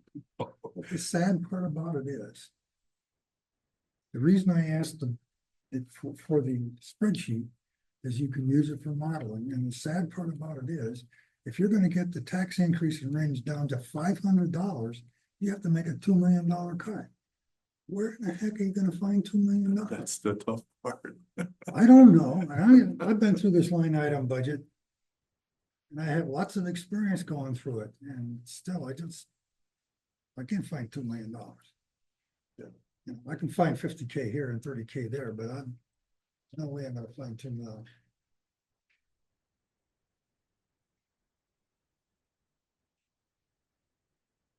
so do you think we can walk? Either Ruben or Carrie, can you just walk us through what I guess what Charlie was referring to, like what we think the predicted tax impact is for both towns, for both these budgets? Okay, well, this is the default, so. Right, What you see over here in this right-hand section, these are just notes that I make to myself okay, so that I can reference. So over here is the state ed tax. That would be the state ed tax. This is the local tax right here. Could you increase the And- size of that? By any way, it's very difficult to see this. Yeah. the numbers and I don't have them in front of me, so. Thank you. That's a little better. Go ahead. So since Jaffrey's tax rate hasn't been set yet, I pull the valuations here from the town's tax rate. So these are based on the town's. And so I don't have this year's final tax rate from Jaffrey yet. So I highlighted these just because I need to go back and update them. So it's based on the prior years, you know, what we had estimated, or the prior year's tax rate. So this would be the increase in the local education tax rate for next year, assuming that these rates are correct. And then assuming also that the valuations don't change next year. So that's why this is a complete estimate, because it's also estimating revenues. This would be the tax impact for a $250,000 home for each of the towns.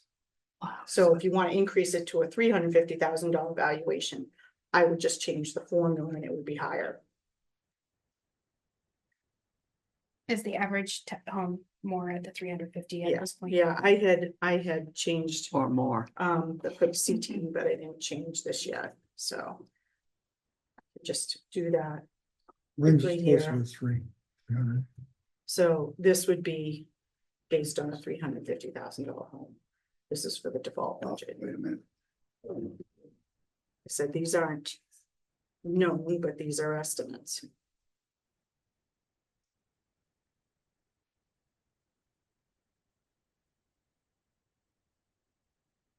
That's not gonna fly. I think it might find Jaffrey, they can afford $1,000. Oh, yeah.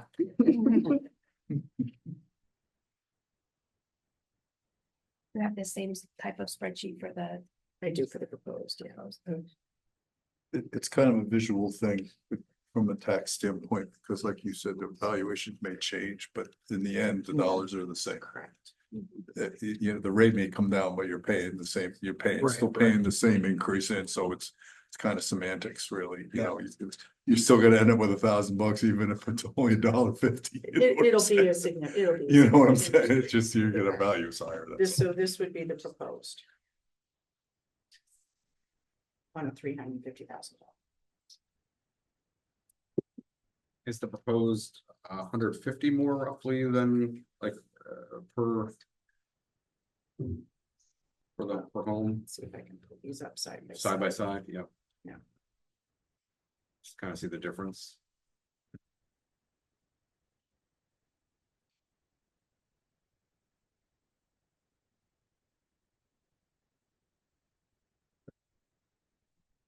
Having my mouse here.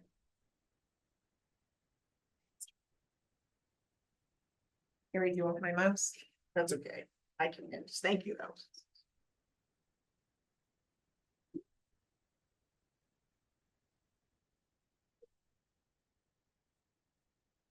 I didn't cut them out of the budget. Okay, so. This is the default, obviously, and that would be the proposed.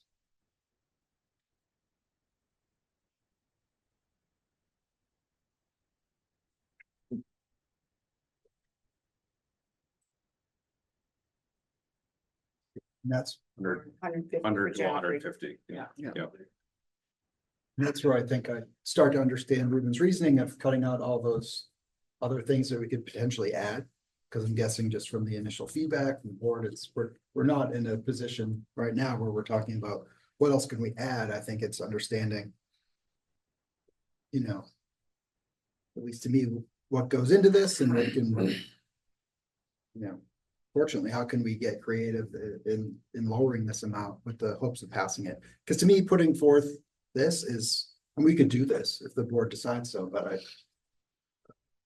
agree with Tom that It's suicide. there certainly could be a good effort to come in at the deliberative session with amount, you know, significantly lower than default anyway. So I think, Just like I said, I was at both of those meetings and yeah, sure. there were several eyes opened for people that were very silent, and I just be very cognizant of that. And I think, you know, these numbers are based on, for a budget, but I think you gotta add your CTE and any other potentially cost warrant articles to that.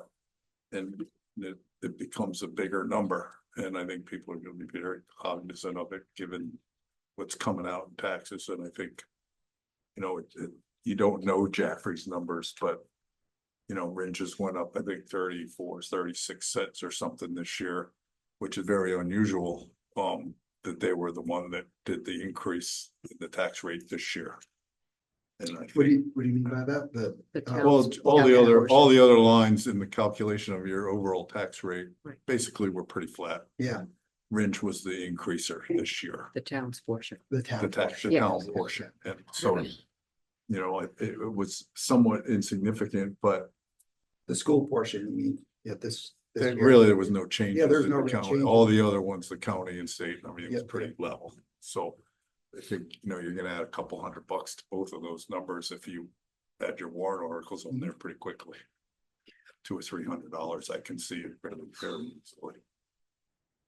So, But I just want to clarify something. I think you're saying, but maybe I'm not hearing you correctly. The CTE building, if it's passed, would not add to the operating budget this year. There would be no, right?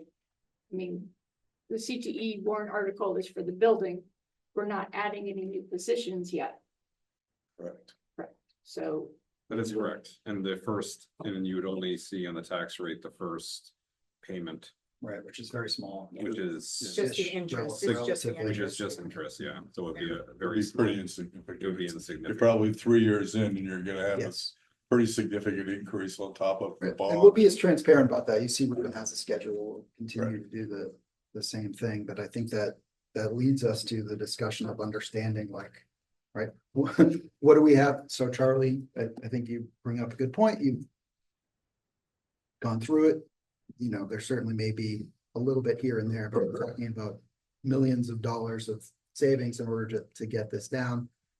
To me, it's important for us to understand, like, when we're talking about, because I think most significant increases in student services, it's like over half of it, right, at the very least. So I guess I'd like to understand when we start talking about like, you know, the increase, I think, if we can go back to that slide, maybe we can go through kind of the student services increases in a little bit more detail, maybe Jen can help us understand that a little bit better. When we start talking about like court placement and like what our responsibilities are there. Yeah. Two things that stood out to me, Chris, is, that, you know, and like I said, I don't have the numbers, I'm just hearing what I'm hearing here. Two things that stood out in the presentation. First was the Chromebooks that I don't know a lot about. It's probably a worthwhile thing, Yeah. but the way it's proposed, it'll automatically land into default next year, which will increase your default again next year. Yeah. And Which is why we haven't done it in the past, I think. correct. Yeah. And so by doing that, it's kind of in the background that it automatically becomes an operational cost. Yeah. Immediately. And so I would look at that. Yeah, And then the other one was the tractor. And they were, last year we voted to buy a tractor.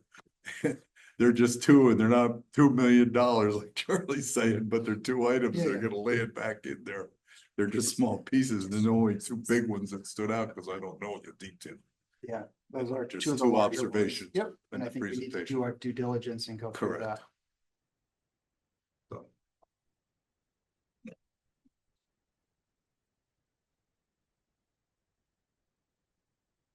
So I'm not entirely sure what you're Yeah, I guess, interested, but I can give you kind of the story of special education and why where I'll bring up a visual in just a minute. Yeah, But if you can. I think what I'm looking for is just, I think we all understand kind of in the past, right, we've talked about, you know, like you were referring to, kind of special ed within the walls of the schools of the district, right? That's more visible to us, we understand it.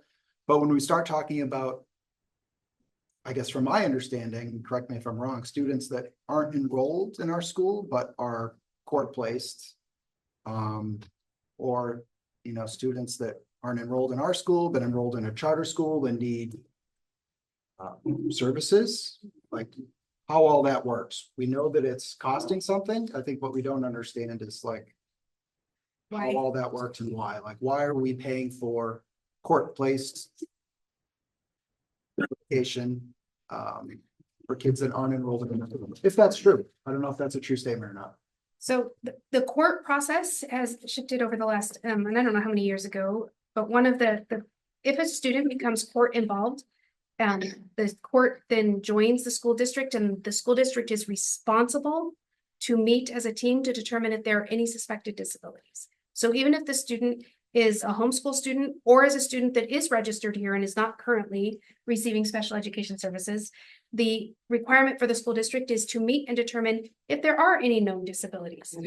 So that kicks off a process. I will say that oftentimes our students who are court involved, and not always, but oftentimes, are already identified with special education needs. Sometimes they have been students that come and go. So once you homeschool, as soon as they get back into the court system, they ask for us to look at if there's a need. And there's a lot of reasons for that. One being, is there something else that should be done for this student that is this youth that's having a difficult time in the community? When a student is court placed, so they've gotten themselves into some trouble and the court ends up placing them somewhere, that's almost always residential in our area because we have nowhere close by that can be a day school. The school district, if the student is identified as a student with an educational disability, the district is on the hook for the educational costs up to a capped amount. And then that capped amount, interestingly, is that same special ed aid amount. So we have to pay up to that, and then the state pays for everything else. So the good news in a court placement is we know how much it is, and it's about $70,000 as opposed to a base 120, 150 at almost all other placements. So it's a savings for us when a child is court placed. But there are students that I know this is my silver lining. There are students that we would not have placed in an educational placement at all. But because of other issues, they become placed and we do end up paying for that. So there is an additional piece to that. I also want to share that please correct me if I'm wrong, but I believe that a large part of the reason we have money left over at the end of the year is because we cannot hire staffing. So our budget always says how many staff are required to fulfill the needs of our students, and in special ed, that's teachers and parents. And year after year after year, we can't fill those positions. So then that money is sitting there, $40,000 to $80,000, depending on the position, is sitting there. And that is money that we give back every year. Can I pause for a second? Or that It's we have. important to note that while the positions have been open, Jen has over the years been able to figure out ways at the expense of our human capital here. I mean, extraordinary expense. People in this district are so dedicated, but we're talking doing things that places are not doing to ensure that the kids get what they need and what they're legally required to. And sometimes that's sad because sometimes there's a minimum and you hit that minimum. But I mean, we have teachers right now doing double duty that we're trying to work on with them. We have administrators in schools, doing teaching classes, running entire programs and so forth, while also knowing that their entire job of why they are in those the position that they are in, doing that as well. None of it's sustainable. And so thank God for really committed, loving, and smart, capable individuals. But it's not a sustainable situation. And so we will at any cost try to make sure we can get these positions filled out. Yeah. And so that I want to be very clear that we sit here and we say, you keep giving back all of this money, but I wish we didn't. We didn't over budget. We budgeted what we needed. We didn't get it, and so we made do with what we had. So I want to be very clear on that. As we move forward and we look at at what we're requesting here, I have positions that have not filled for 3 years. And so we have students that we cannot provide them what they need here appropriately. I don't have the staff to do so. So when we get to this position, it's not sustainable to do it. We start looking for placements where these students who are more significant and require a lot of support. And those are a big part of why our out-of-district costs continue to increase. We have, over the last 2 years, this board has approved 2 new programs or 2 classrooms of a program at Jaffrey Grade School for our elementary self-contained program. We now have 7 students in those programs. And I can tell you without a shadow of a doubt that 4 of those students would need to be placed elsewhere if we didn't have those programs. The other students could go either way, but 4 of them absolutely would 100% have had to be placed elsewhere.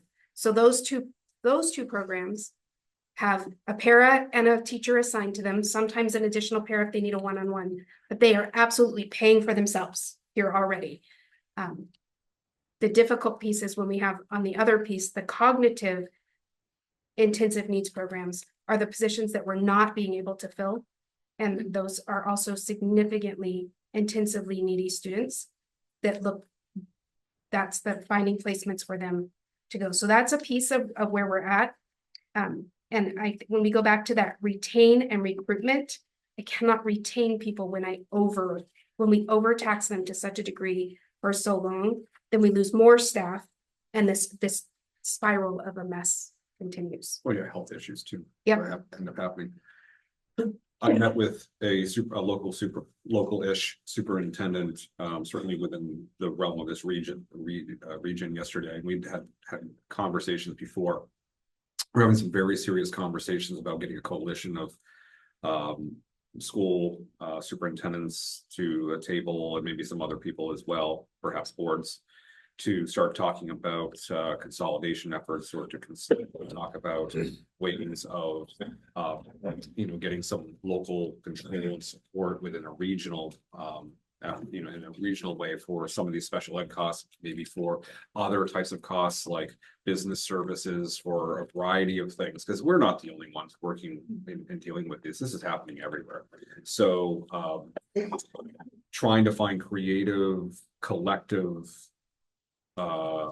solutions. Now, it's not going to impact this budget, or maybe even the next year's budget, but those types of things are being worked on at a kind of a grassroots level right now. I also want to share that what happens if we opt to cut these budgets or decide that we're not going to pay for these things. We don't have a choice. These are legally binding. So when a team sits down together and says that this student requires A, B, and C, and the team decides that that's what that looks like, it has to be provided.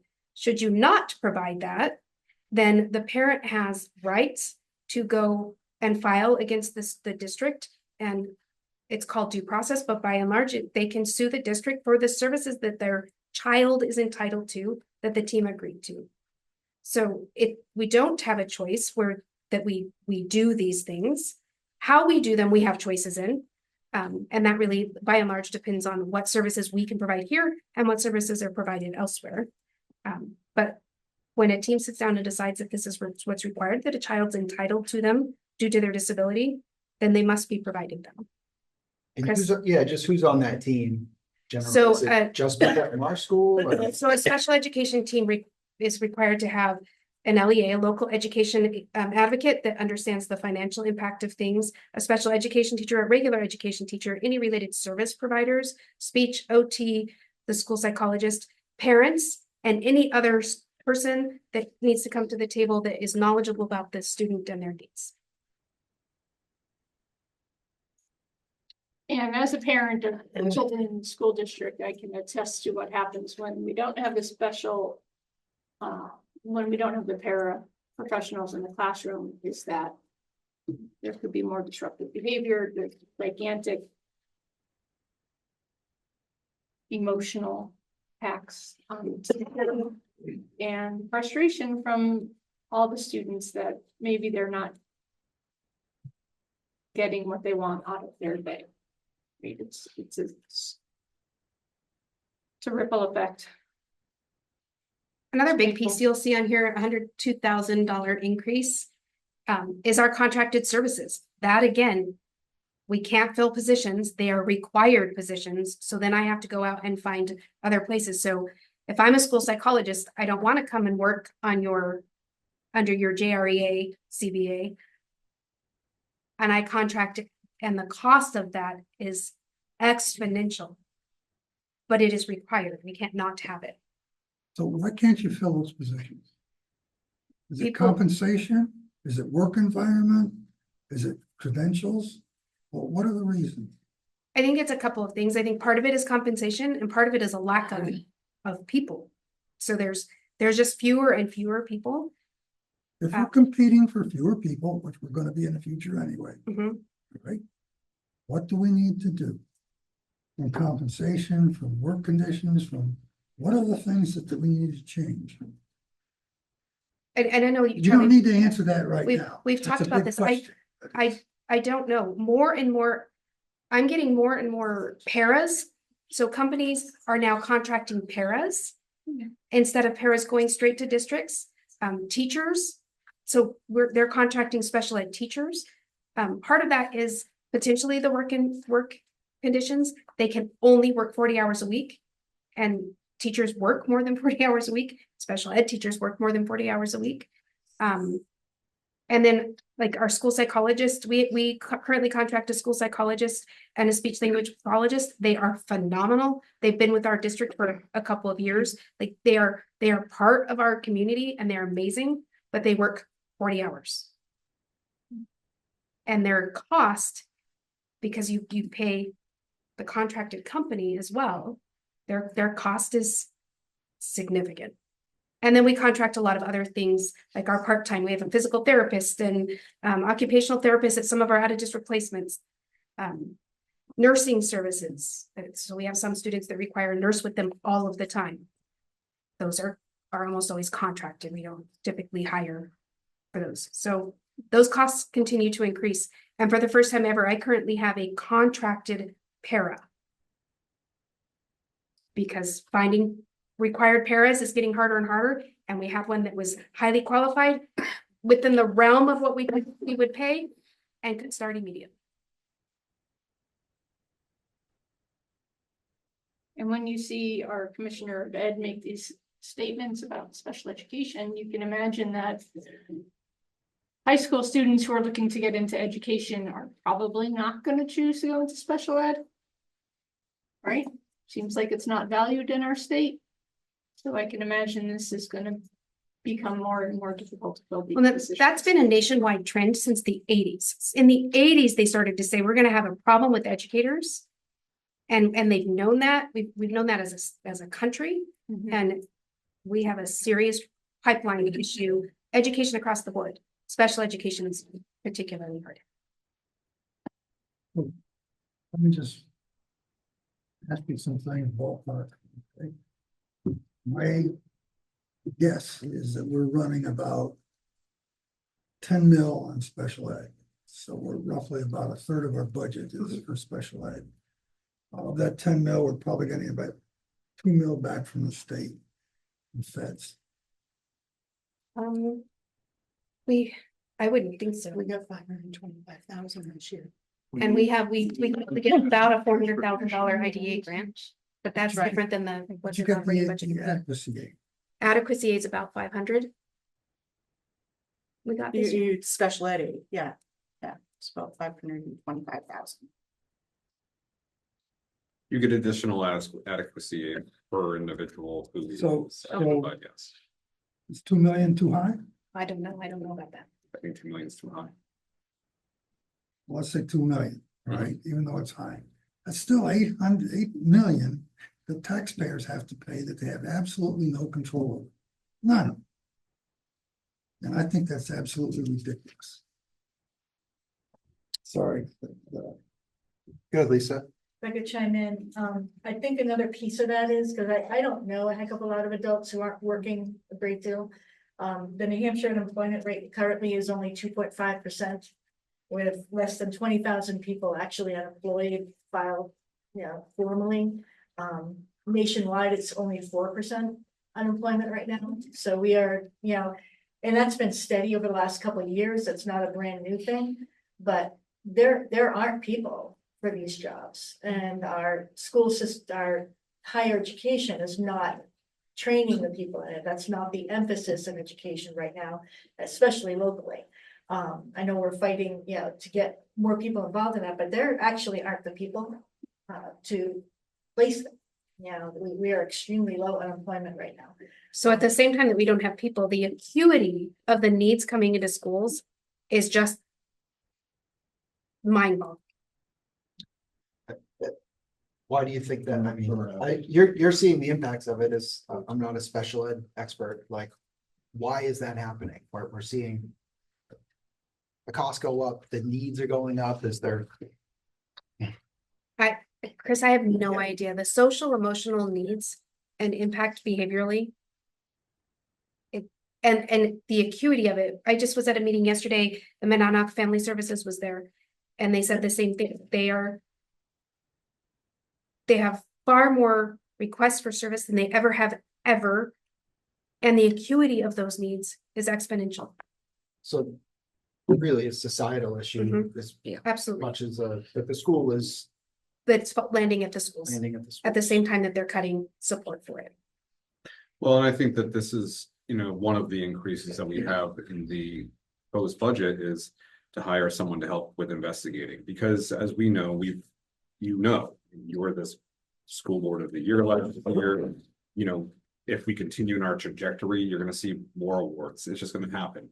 We have people coming in, a couple individuals from other locations have come in and toured our school and have told us, like, I've never seen anything like this. Kids just happy, like just hallways, clear, learning happening. The instruction is better than it ever has been here. So many great things happening.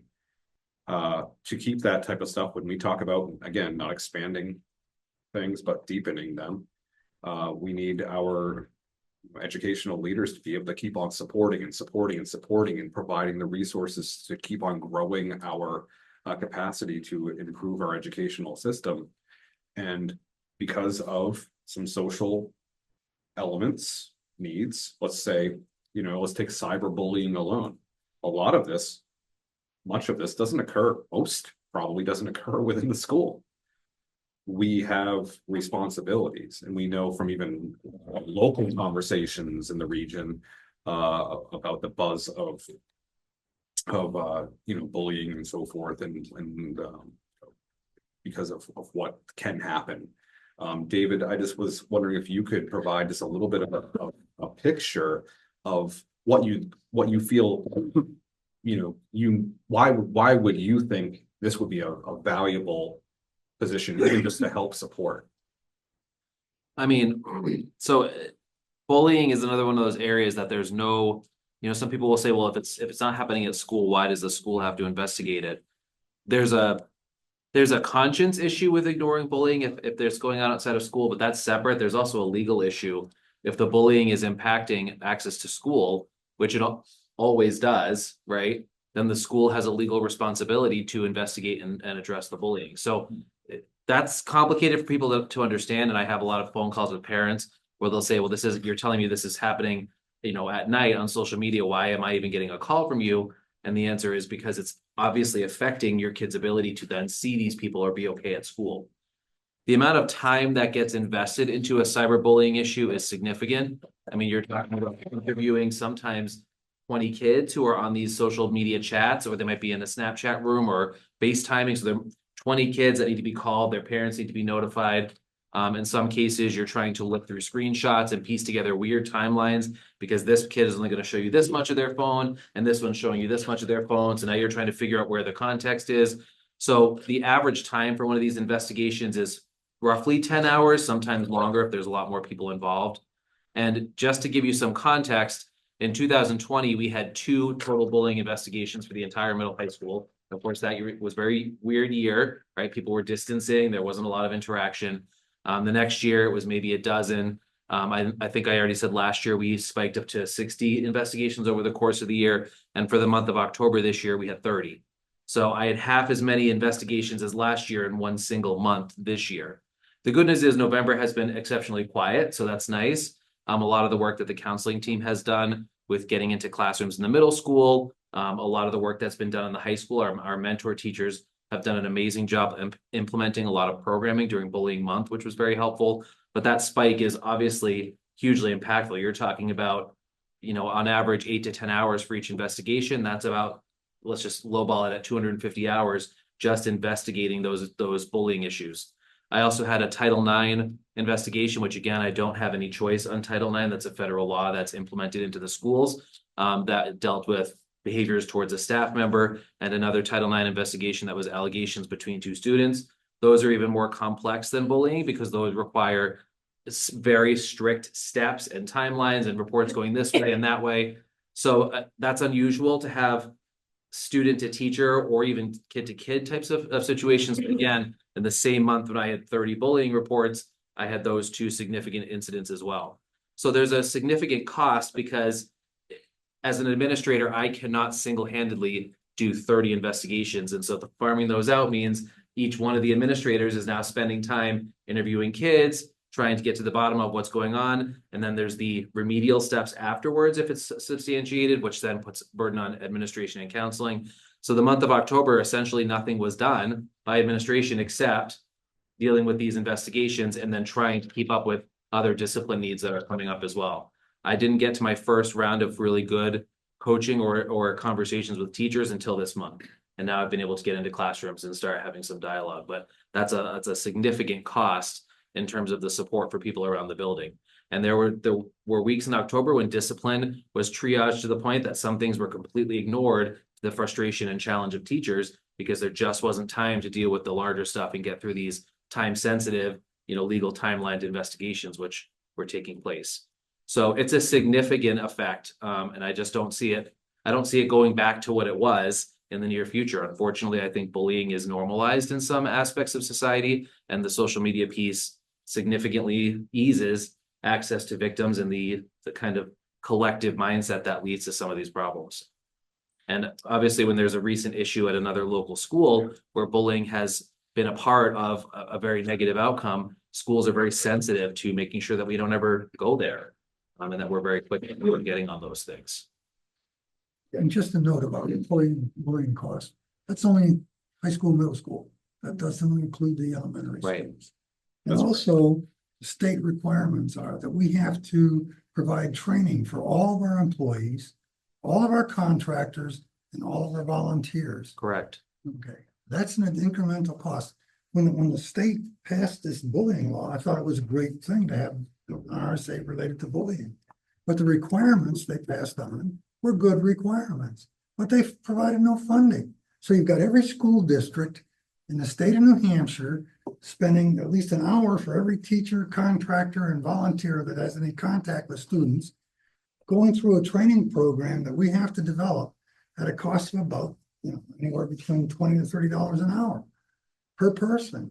So that's a hell of a lot of money. And our taxpayers, local taxpayers, are paying for it.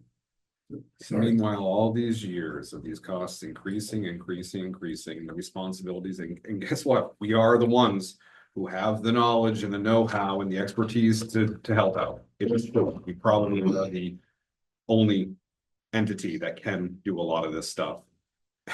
Adequacy aid has been flat.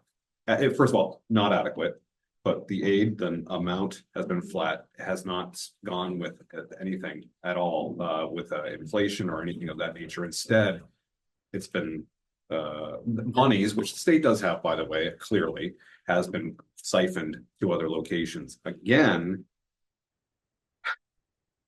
at the expense of the local taxpayers. So is there any increase to the adequacy aid for regular or special education expected this year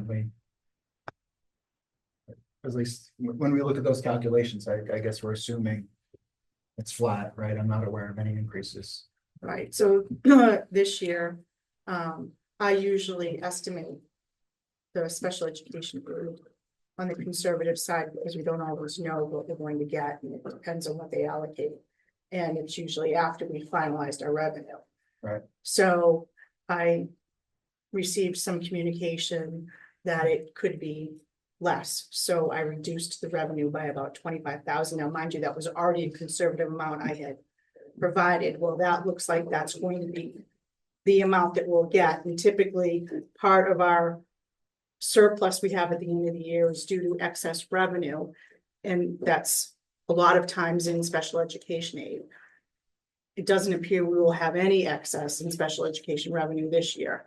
So in budgeting for next year, I kept the same amount that I had budgeted for this year with the assumption of the increase in needs, but also not having the funding from the state. Did that answer your question? Yeah. Also, the one other thing on this, that's the 85,000 for a full-time behaviorist. So that's in addition, it's adding on top of everything else. And I want to talk a little bit about the why for that, and it goes back to the retaining and the recruitment. It also aligns to the bullying to some degree. Right now, we currently contract 2 to 3 days a week for a BCBA, which is a board certified behavior analysis.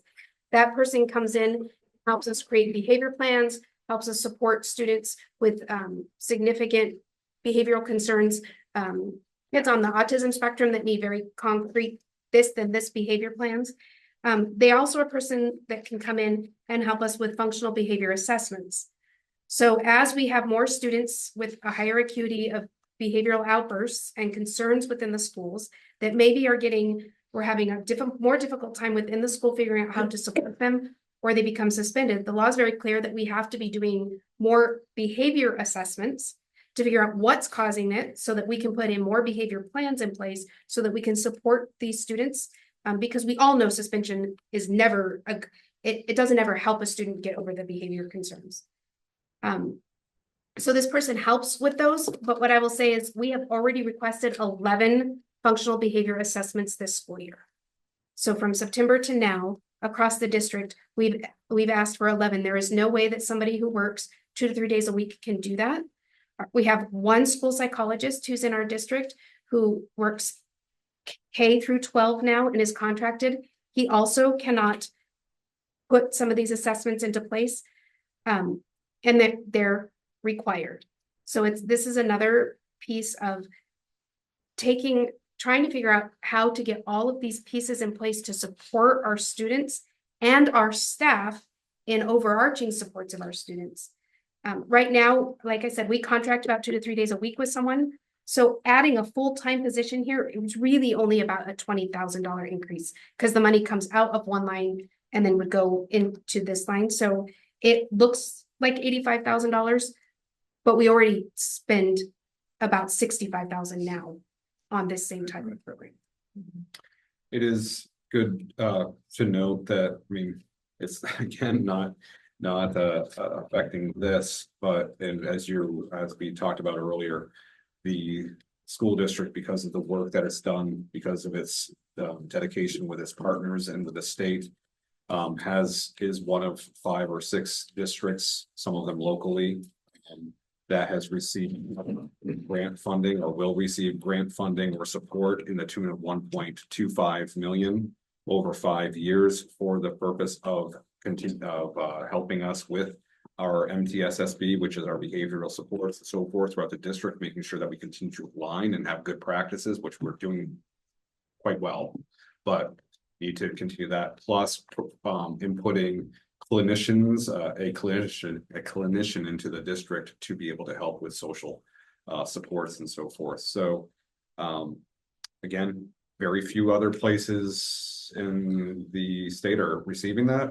We have shown, again, to be good partners. Our data was good in our I guess you could say our summary of kind of what our needs are was perfect for their grant, and we are going to move forward with that. So we're getting resources. We're partnering, we're getting resources all we can to find any possible way to get the supports we need without going to the taxpayers for funding.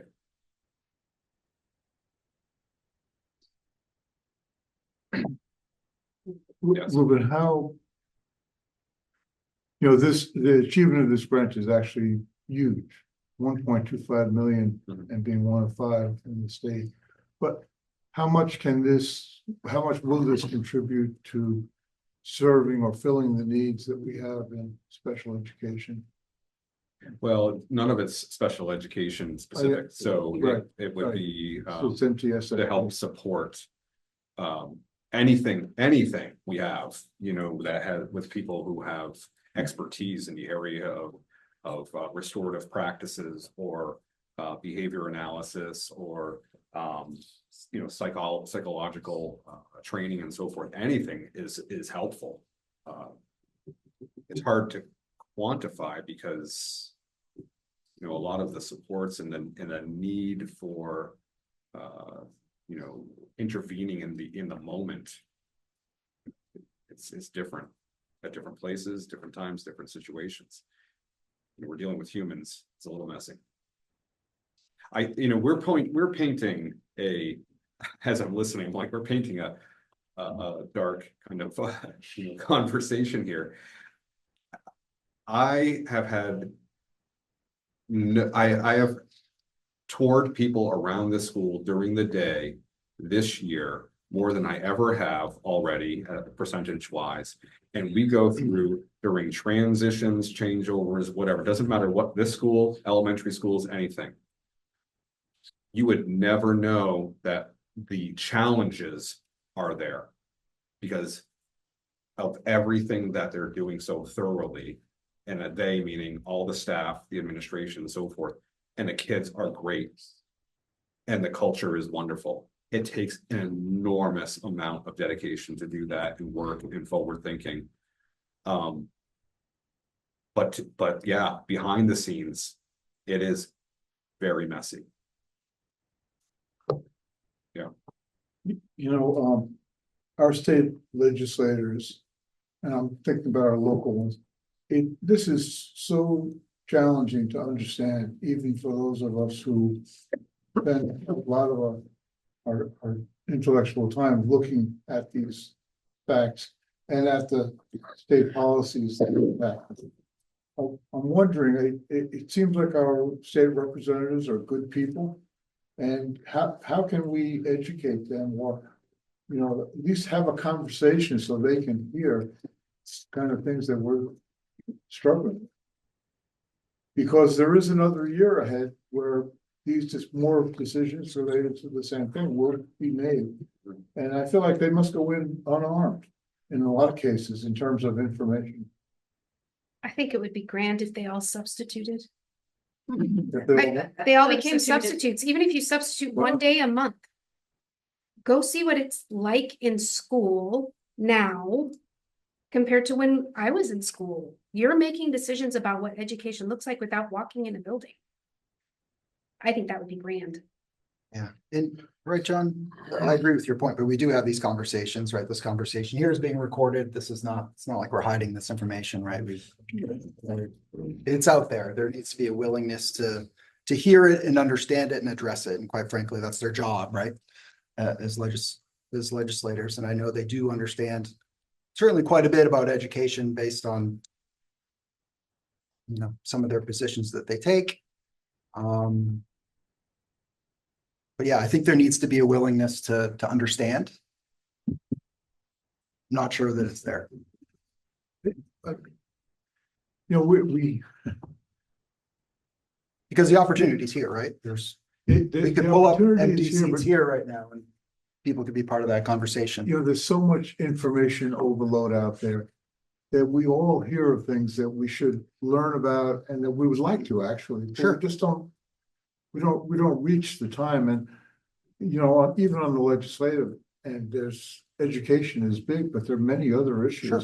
And even within education, you can be focused on education, but be hearing about the benefits of school choice and listening intently to that. And you're not going to hear about some of the effects or the impacts on local districts. Like, I wonder sometimes if our local representatives realize just how our local communities, their local communities are being impacted by all this. I don't think they fully do. And with the competition for learning time and information, I wonder if we can't reach out to some of them and say, hey, there's some things happening here that's affecting all of us, and they're not good, and you could do something about it. I would like to talk to you. Stop making calls, John. Be happy to have conversations with anyone. Oh, go ahead, Tom. Call me a naive person, but what happens if I understand all the regulations here? And like you said, the stuff is required, but what happens if you don't do it? I think Is the state gonna come down on you and slap you on the hand and give you a ticket? I lose my Like I'm job. speeding? I mean, we all, I'm sure, have driven over the speed limit, we get away with it. My But I'm just certification would curious. be full It's for not the that. state you have to fear. It's the parent with the Right. child Okay, who isn't getting the services. The They students are suffer. very, very And children. adamant. The children suffer. The children suffer and well, we lose our. It's a lot of- it's multifaceted. yeah. So I guess the lowest risk is that every one of us here would lose our certifications and we wouldn't be working here anymore. To the district, and then maybe this lowest risk is maybe you can find someone else to cover those positions later on down the road, once you mess up for that year. The highest risk is probably dealing with the Office of Civil Rights and what could happen as a result of that. And then in the middle of that is the most expensive risk, which is parents bringing you to court. And by the way, which you would lose every single one of those. So you'd be paying foolishly for your legal counsel to represent you as you basically lose. And you would end up paying all that cost and more as a result. I know that I personally have been reported to the Department of Education at least 3 times for doing investigations appropriately, and I have been cleared. Obviously, that's why I'm still here. But the personal risk for me as a human being is a child taking their life, and it's because I didn't do what I should, and I'm never going to do that, period. But even if I was to take that risk, what Charlie said is 100% right. An angry parent who cares deeply about their child, looking at a school, and especially at a school administrator who should be doing something, and seeing that the administrator did nothing, that parent will absolutely go for that administrator and they would win, and I would not have a job. And if the school board directed me to do something that would cost me to not have a job, I would look for another job immediately. I'm not going to lose my livelihood and also potentially worse off, cause a child to lose their life because there's a cost associated with that. It's a societal issue that society should address, and I'm not willing to be the person who takes that on the chin because society is choosing not to do that. And then you can imagine the learners who are here and they're getting social and emotional instruction. And if they weren't getting it, what impact that would have on our community. Right, And you let's- have these kids who are not learning how to behave, and what would it be like if they were suddenly running around town? I guess I could understand all that, I mean, I'm a parent, but that kind of stuff started at home, and I didn't pay as a taxpayer to school district. That ship has sailed. That more societal, like you're saying, I think that they're shifting the responsibility of parenting towards these unfunded mandates and things like that risk your certifications. And if I was a plumber and someone asked me to do something that was not the code, I certainly would say no. And that might be part of the larger picture, that to attract qualified, certified, whatever you want to say, licensed individuals, the risk is too high to even try to go into that trade, so to speak. And it's more societal, the states, like you said, Charlie, it's the parent that's gonna come after you, and you said the same thing, it's not an unfunded mandate. And the parents are, I can understand, I was a parent, when I went after my kid's school a couple times, you know? But it's a challenge, so So I have a couple of thoughts. One is, I think this has been a very good discussion, and I think that there's we can get a lot of it out of it. That we should focus on deliberative session, because that's where the decision is gonna be made on funding. So I would suggest that the chairperson and vice chair and whoever take the tape of this meeting and put together, their thoughts relative to what is the strategy we want to take, what do we want to include, and what do we want to present there that's going to make the case that's going to allow us to get through deliberative session with what we put forward as either a budget or deliberative or a default budget. The second thing is that I think we should have a separate meeting to address this year's spending. It's not affecting next year's budget, but it would affect the warrant articles and, what we purchased this year and how much we're going to have in retained unassigned fund. Right now, we got $1.2 million. If you add 750 to that, we're talking probably around 1.9 mil. How much of that is we're going to retain for next year's emergency fund? How much for warrant articles? How much for spending this year? Okay, so I think that's a whole separate discussion rather than discussing it around the budget. And the other thing is that I think we need the time to dive into the line items so that people who don't understand them can ask the questions to understand them and try to get a handle around what all these big numbers are. $32 million is a lot of money. I'm speaking from an individual perspective. If I had a $32 million bank account, I certainly wouldn't worry about paying the utility bills. Okay, but since I don't have that, utility bills are a big deal to me. So I think there's a disconnect between the 32 million and my day-to-day expenses. That to get around that, I go into the line item and say, all right, we need a training table. Why does a training table cost $750? Those are the kind of questions that you have to ask and understand, because clearly it's not a normal table. We went the normal table route with the selectmen one year, putting in that big table. it's a piece of crap. Yeah. Well, It's the most unfunctional table. It's curved, so when someone at the other end, you can't see them. but a training table is a whole different animal. So, I mean, we have to understand what these line items are and what they mean. That's my 2 cents. Ruben, I know some of this seems like it seems like small potatoes when we're talking about special ed, but the busing, I mean, that's down to what it can be. I hear people saying all the time, the buses are half full, nobody's on the buses, nobody's using the buses. Is that true? Are we at where we need to be with busing, or can that be streamlined? And the other thing is on the insurance, do we renegotiate that? Do we shop that around, or is it under the contract and we own it? Yeah, so both of those, first of all, we have a contract for the busing company. Right. So, and our transportation costs are still, comparatively speaking to others, very good. Now we have, are there a lot of people on buses? Our elementary buses are full. Our middle high school buses, depends on which routes you're talking about. We are by law required to transport everyone up to 8th grade.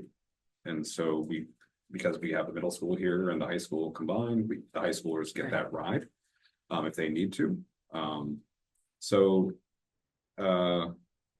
Is the busing company being as efficient as it can be? Well, we've combined bus routes, which has been tougher for elementary. Again, it's fine for the secondary. It's been tougher for the elementary. I think we're right on the cusp. Like we couldn't go any further. Okay. Now we're utilizing, because we have a contract with them and we budget a certain amount and so forth. We've been utilizing late buses.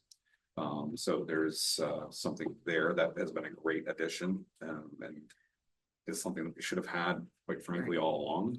But we were able to do that without increasing the budget.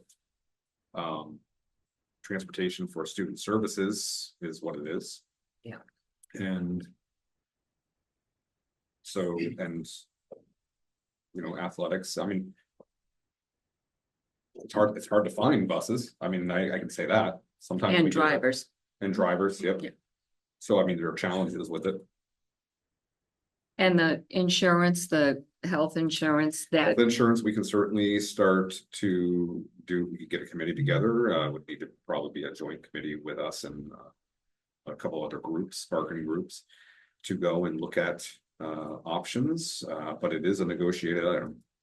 And those are named in the contracts. okay, And having done that years ago, 3 or 4 negotiations ago now,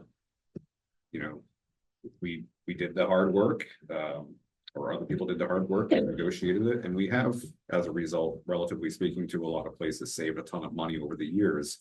In doing so, this budget would be a whole lot higher by millions if we hadn't done that work then. It doesn't change the fact that everything feels tough. We got hit this year with a big increase, but a lot of our neighboring districts have been hit with those kind of increases. Well, and our after big year. increase was $350,000 or $400,000, I guess, combined, if you, I'm not talking, the default 350, everything about 450. So I assume we know Yeah. the reason for that, and we're taking steps to address it. A lot of the reasons for that have to do with claims, and sometimes different people's health situations are what they are. I mean, from a, I know a lot of information personally, but it would not be something, most things would not be things that we could just adjust. If the claims are related to safety, those kinds of things, we could. If, If they're- absolutely, if they were related to related to school-related health type of issues. situations, yes. If they're related to health issues, then there's. Yeah. Right. not a lot of things to do about it. Yeah. A younger staff, healthy staff tends to be less expensive than an older. Not necessarily. A younger, healthy staff has children. Well, I understand that too, but from a health standpoint, you can have. So it's, I mean, It's just, it's one of these, you Yeah. know, and it could change next year versus this year's. But we're requiring our staff to work like 1.5 jobs, then you end up with stress and illness. We just went through it, Rich, we searched insurance and we predicted a savings of this, and then because of the plan, people within the plan changed this year. It became about half of what we anticipated. Yeah. So, Yeah. you can't really, it's a very difficult projection, It but is. you gotta shop it. In our case, that first 3 years, they changed in health insurance, not only helped us get our salary lines in the right place. It also ended up, we found out at least 2 out of the 3 years paid for itself in 3 years without actually raising it, even though it went on. The tax increase, it actually paid for it. The savings were significant. Right. Yeah. Well, absolutely. And We just went through that, Yeah. and over a 5-year period, you gotta estimate out the savings, sure. And then you gotta reevaluate. But those are good questions, because those are things that can be adjusted. I mean, and when you talk, I mean, other things that we can talk about is, what does it mean if $500,000 gets cut out? What does it mean if $1 million gets cut out? I mean, again, you're dealing with a budget that is 80% staff. Yeah, and that's really Yeah. right, big picture wise, the way I look at it, it's like, we've now spent, a good amount of time going through these student services that I think hopefully we've all come to the conclusion that it's really not a choice, right? This is a legal matter and the kids deserve, but regardless of all that, it's not a choice. So continuing to debate and see where we can cut there is probably not time well Not gonna spent,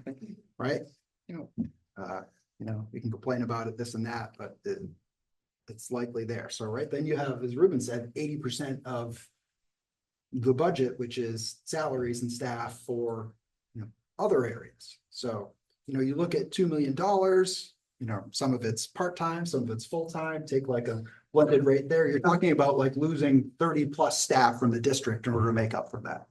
I could imagine the devastating impact of that. Well, you wouldn't have a school. Yeah, you wouldn't have a school district, right? So that's, to me, at a high level, the situation we're looking at, right? If we were to seriously talk about, and Charlie, like you said, we all do need to take more time, go through line by line. But ultimately, there's going to be some things there that I'm sure we're going to come up with, make some cuts, but you're looking at, if we're to realistically talk about getting down to that number, which I'm not saying that we are, just saying an option, right? Because as Tom said here, there could be somebody saying it's below default. You'd be looking at 30-ish reduction of staff across the school district, which, play that out and talk about those impacts. I think those are, not anything that we'd ever want to deal with. Well, and let's talk about what. And again, that I'm would not be suggesting about. that, No, just no, no, kind of but it is good to put on. Like, I'm just playing out like, what's the impact, right? So we're not touching special ed. We got to heat and light the buildings. We got to pay insurance. So what options do we have left, right? Not many. You're not going to say that, oh, we're going to buy, we're not going to buy those textbooks. Like, that's $6,000. Like, you're not getting to 2 million that way. We can talk about it from now until, Right. the end of the year. You're not going to get there. So if we took just that for your kind of way to think about it, because there's 30 staff, not all staff are rated equal from the standpoint of one, the ability to Yeah. reduce and force, because the staff that are in the default budget they're off limits. So now you're talking about a very specific group of staffing. And those individuals then become, do you clean your buildings? Do you have teachers? And we're talking about regular ed teachers now at this point in time. And so when you think about the fact the average with everything, health insurance, all that kind of stuff, if we're gonna budget for a person coming in at master's step 5 or something like that, that's around 90,000. And so if you have 90,000 and you multiply by 10, you get to 900,000, so 11, 12, that's, but where, elementary, the class sizes wouldn't even allow for that type of reduction. And here, that would mean devastating what you offer at all. Class sizes obviously would be impacted, but would drastically, it would drastically impact what you could offer. I don't know how if you had to cut that much, how you could possibly meet high school graduation requirements. You have to have 4 maths, you have to have 4 Englishes, you have to have 3 sciences. They all have to be different maths, Englishes, and sciences. Yeah. Would you ever get kids through all of those courses if you cut staff? What you would end up with is a gigantic flight out of our school district. Oh, And no people. It would be, well, that is it would true. be selling houses like crazy. That's So, just, absolutely. Yeah. Absolutely. Plus it goes, I didn't really even put that on the table as a conversation because our priority was to Yeah, retain and again, retain staff. Me bringing that up Yeah. is not suggesting it. But those are the It's an option, alternatives. but I'm just being realistic about like, Somebody will. yeah, somebody will. So the earlier we start Yeah. talking about it, right? It's like, let's not ignore that, right? There's somebody that's likely gonna say, how do you get there? I look at that and say, like, if you're to ignore like real world impacts and just make the spreadsheet add up, Yeah. that's the only way you can get there. To oversimplify and. Yeah. yep, and all these You know. new fancy homes with 3 to 4 bedrooms being built would be empty.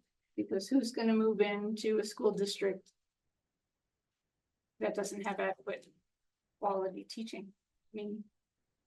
Right, and there isn't That the would- other, that would do the to our other local schools to economy. support that sort of, I know people talk about going to charter schools, things like that. That's not like they're not waiting. They don't have open spaces for hundreds of children necessarily. So, yeah, anyways, I'm just thinking about it from big picture wise, like.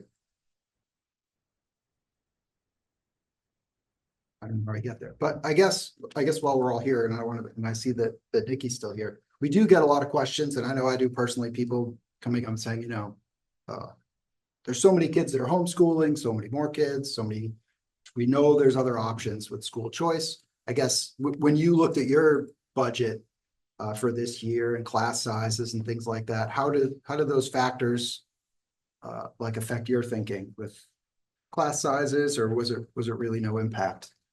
We're at RMS, we're pretty level. We've been pretty level since COVID. We took a big drop, probably about 100 students all around. With that first year of COVID. And then since then, we've been pretty consistent.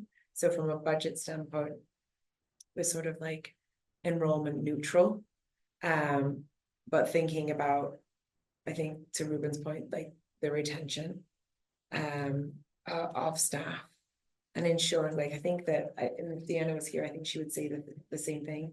I think the shifts that we have made at the elementary level in the last 18 months have been exponential with regard to the quality of instruction and the rigor of the programs that we're providing.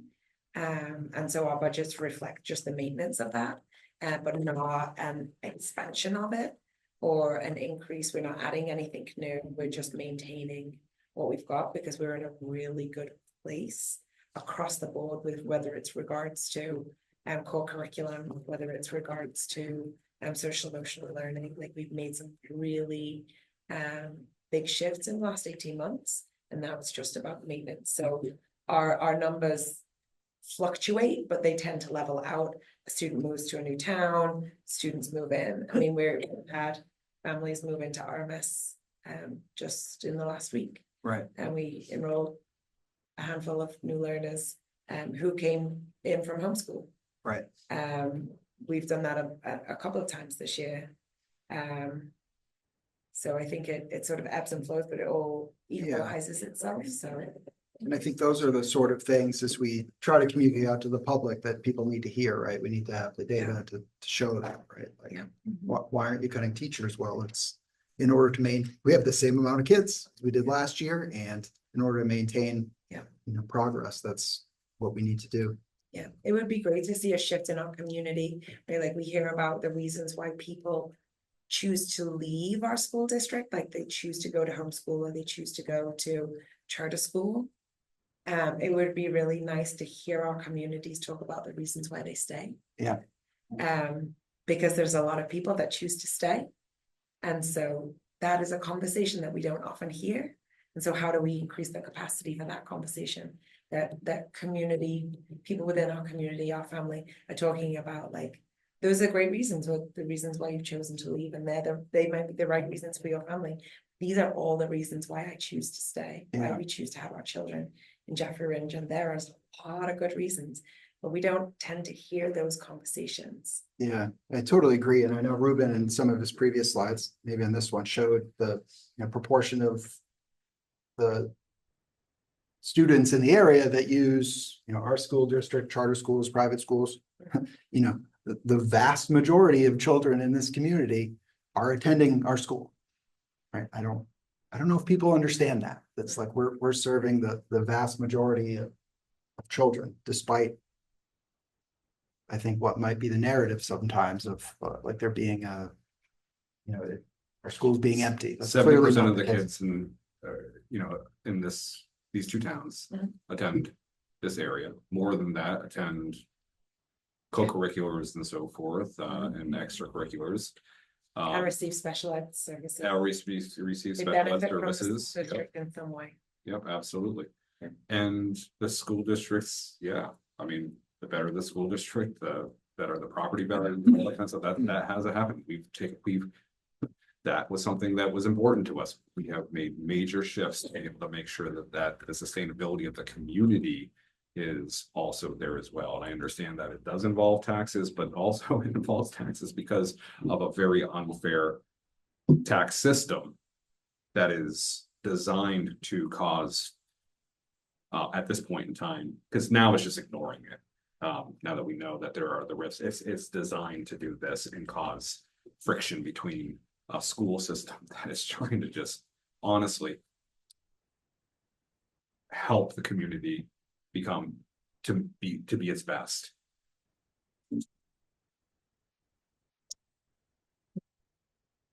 Children are in Ridge. In your school. How many students do we have at the school? Yeah. And we're Curious. slightly over 330 students, 3:30. give or take. Thanks. Yeah, I think 330 is kind of like our average. Sometimes it's a couple more, sometimes it's a couple less as people. come Closer. in. Just curious. I think we were close to about 4 just prior to COVID, 400. All right. We made the decision to go with the pre-K work that we've done. Following research, which is again, a forward-thinking, multiple years in advance type of concept of how a community thrives down the road. You don't see those initially, you see it in 10 to 15 years. You have to trust that where other people have found it to be beneficial to them in other areas of the country, that it's going to happen here too.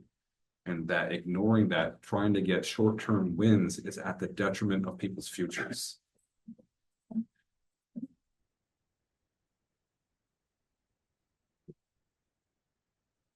We live in a tough, we live in tough times. Difficult.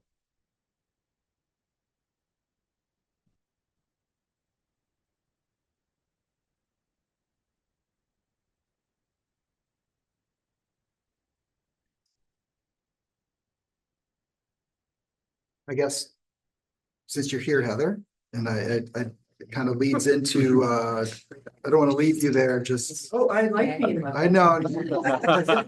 It's kind of, right? Can you talk a little bit about the athletics, extracurricular portion of the budget, and maybe a little bit, since we're talking about it, the use of that by people in the community?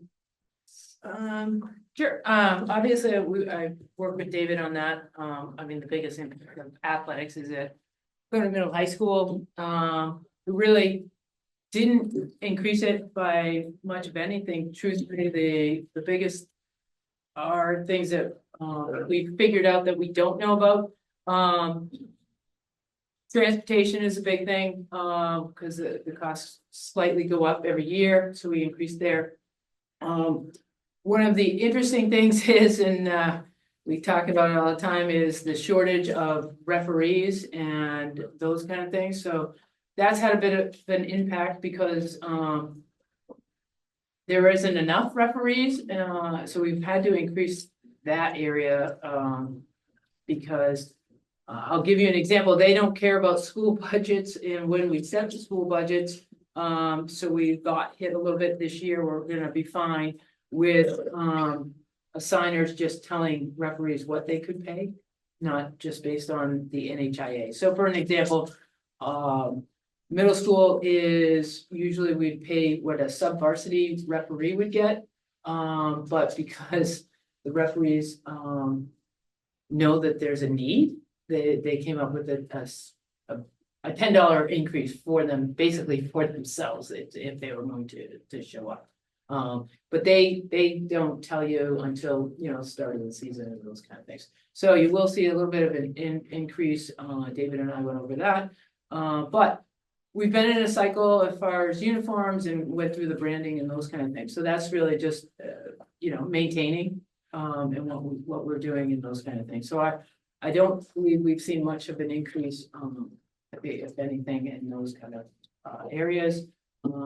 Talked about the co-curriculars, so that there should be the 3% increase for our coaches, our advisors, and those kind of things. So that was the other thing, because we have more. We're seeing even now increases at the grade schools, as well as some of our co-curricular, like, as far as advisors, from drama going from, a high school just drama to, separating out because we've got more students wanting to do it at the middle school level and those kind of things. So, we've asked about that kind of increase as well.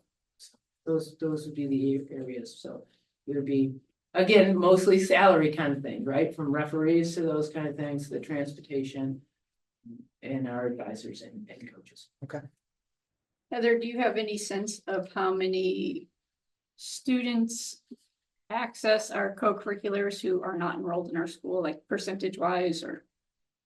I could look it up, but I don't, off the top of my head, I don't know, but I would say it's gotta be about, probably. I don't know, for every team, across the board, from every team, probably every team has 2 to 3.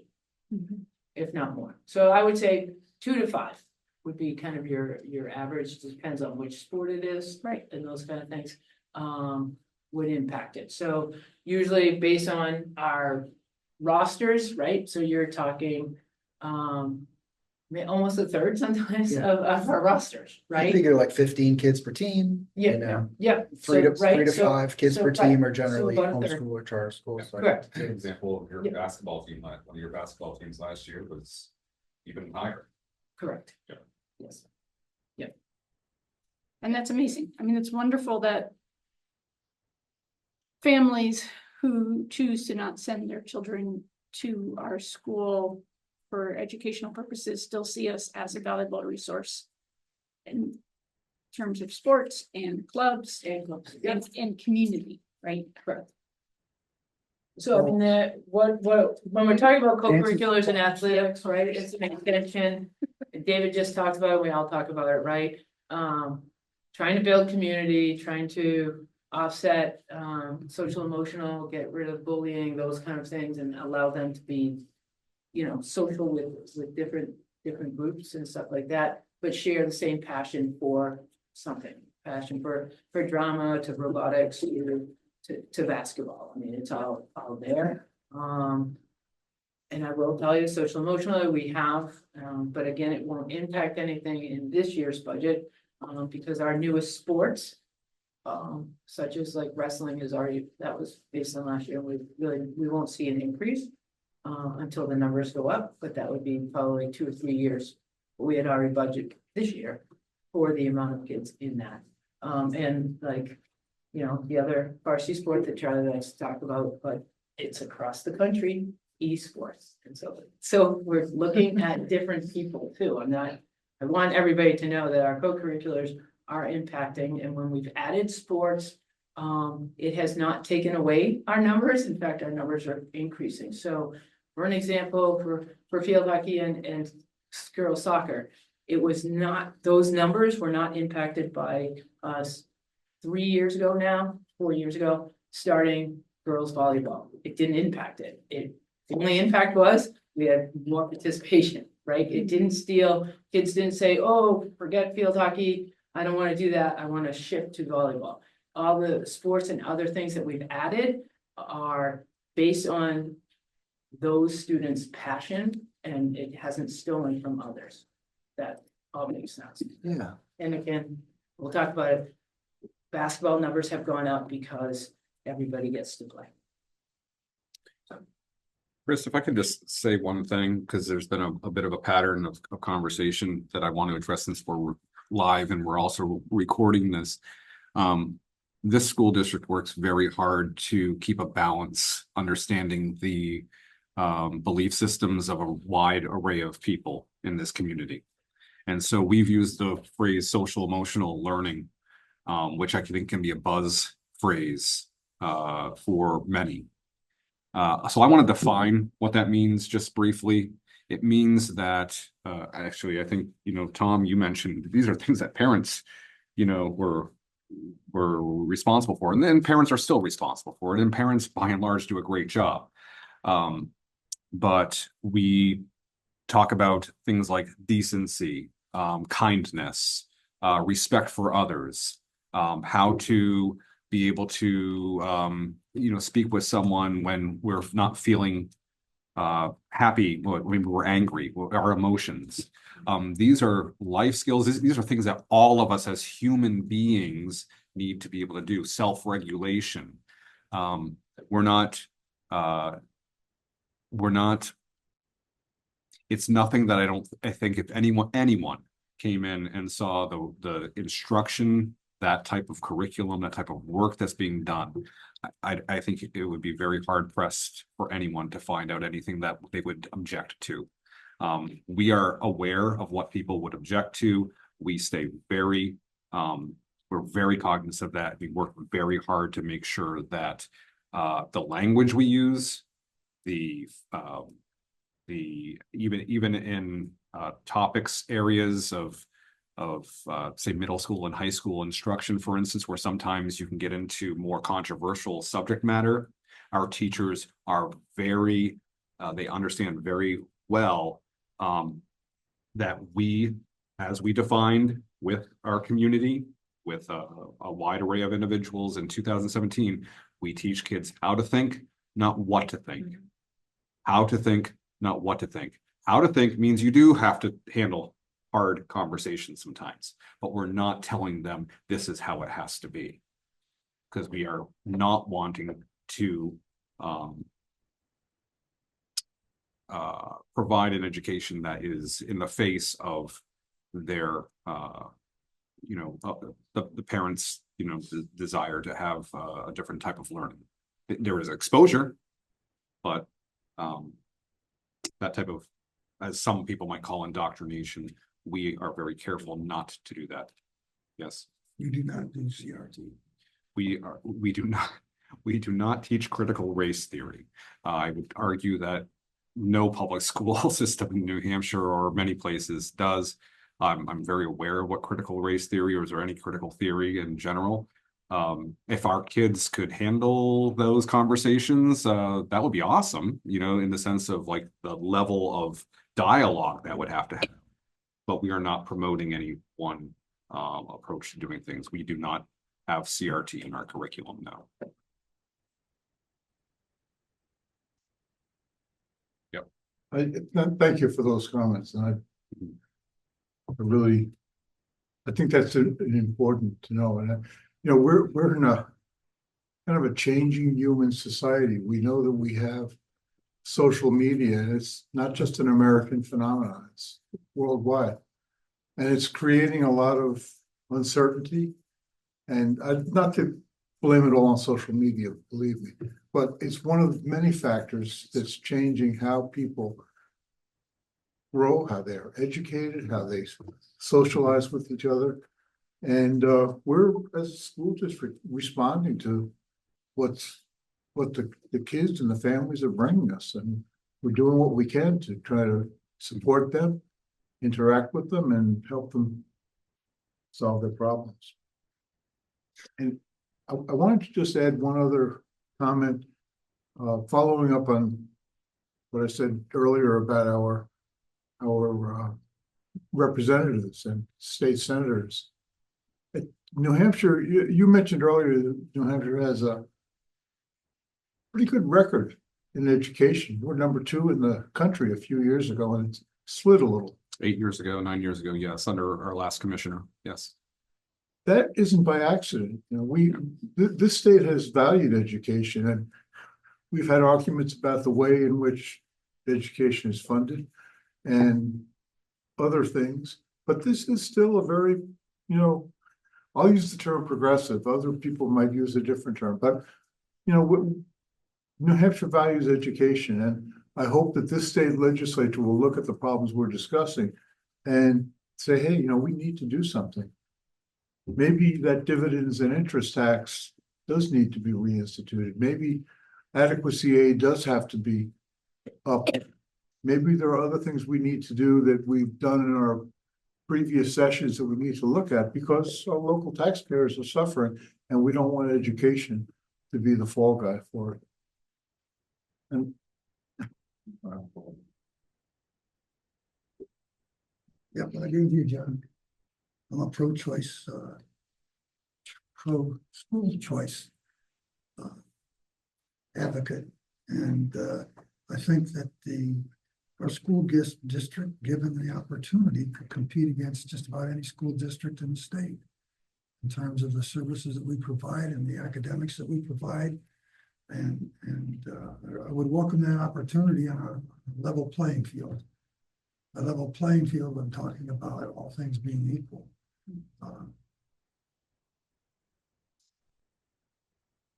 I don't want to go too much further because there are things that I believe, like, for example, if we were to turn this district into a charter school, we would be head and shoulders above it, just about any other charter school in the state. So anyway, just my 2 cents. Are you suggesting an option, Charlie? What's that? Are you suggesting an option? Well, Just curious. Might be it's, our only choice at some point. it could be, all right? Yeah. But the problem with a charter school is now you start limiting your students, all right? And I don't want to be an obstacle to education for any student. I don't think any school district should be that. Our role in life is we were educated by our parents and our grandparents. And so we owe that to our children and our grandchildren, is to provide them with at least as good an education as we got ourselves. So that said, whatever we need to do that. Okay.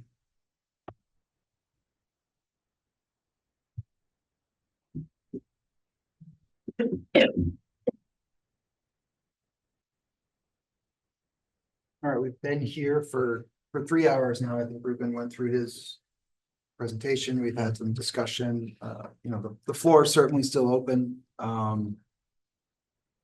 more discussion, but I'm wondering just from everyone sitting here, specifically the board, what you think we should take for next steps here, given the discussion we've already had and I think the work ahead of us. I did offer some suggestions, Chris. For right now, though, I certainly I did hear your suggestions, but I'm wondering, like, based on where we're sitting right now in the day. For today. Do you want lunch? Got lunch? Yeah, That's lunch, yeah. we could save the district some money by not catering lunch. Right. I don't know where we're gonna find the money to cut. It blows my mind. I don't know how we're gonna get this figured down.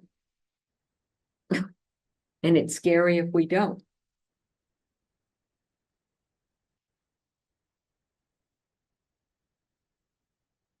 Well, it's always, it's not just getting figured down, it's getting the positive, like Nikki was saying, why are people staying in this school district? I'll tell you why I work here. We have to talk about the positives, about the accreditation, the comments that the accreditors made. We have to talk about the positives so that people at the sessions are not just saying the money. They have to know all the good that's happening here. And it is, I have a kid applying for college and she's getting in everywhere that she has applied. I have another one who graduated from our CTE program, and I'm going to tell you this, she is being recruited as a paraprofessional. People are reaching out to her, offering her more money, more everything. And she's saying no, she wants to stay here. That's what we have to talk about.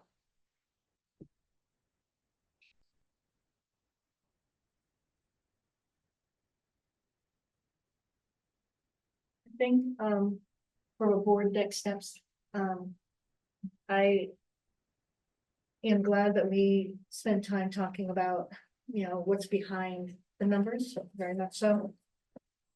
I am not feeling, the optimism that New Hampshire is on a track to, gain any standing in the wider education community. I think that we're in the fight for our lives at 306 just passed. It was a very painful, I've had the ability to watch the hearing. It was very painful to listen to. One of the senators that passed it just before it passed literally said, I don't know why all of you guys are saying that this is going to cost school districts more money because we're weakening the standards. Why would that cost more money? That's literally one of the 10 people the senators said. Ignorance costs money. History tells us that. And New Hampshire standards are lowering substantially. At the same time, when this takes effect, they're putting in place the need to have classes that we currently mix in, especially in the social studies field, we're gonna have to actually hire people specifically to teach some things. And it was just the sheer ignorance that was put into this, is mind-boggling, and that's going to direct us for the next 10, 12 years. So for me, going forward as Jaffrey Ranch Board, I need concrete. I would like our next meeting to talk about those items that we are saying, this is what we need to be successful next year. This is how we're gonna find that money, or put in a warrant article. So I guess right now, the only thing I'm standing on is concrete. So, yeah, as much as we can get specifics at the next meeting, that'd be great.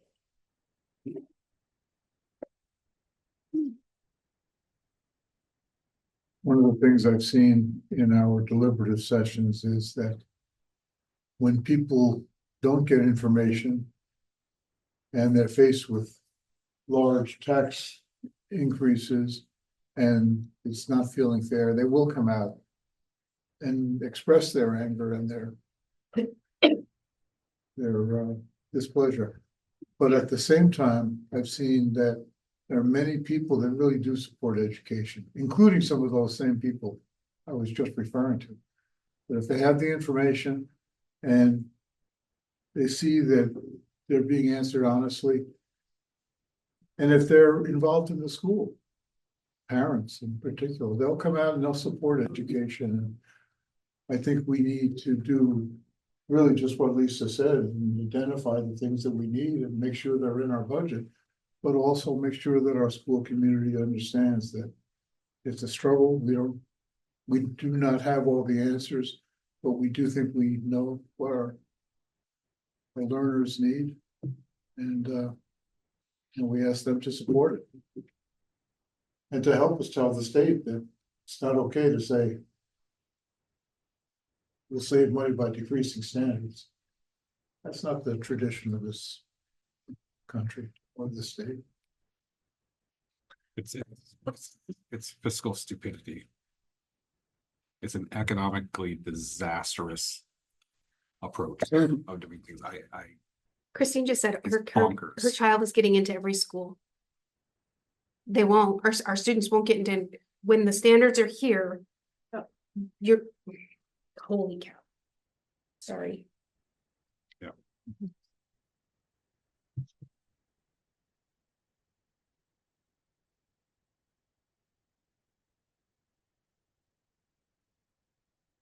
Anybody else have any comments for today?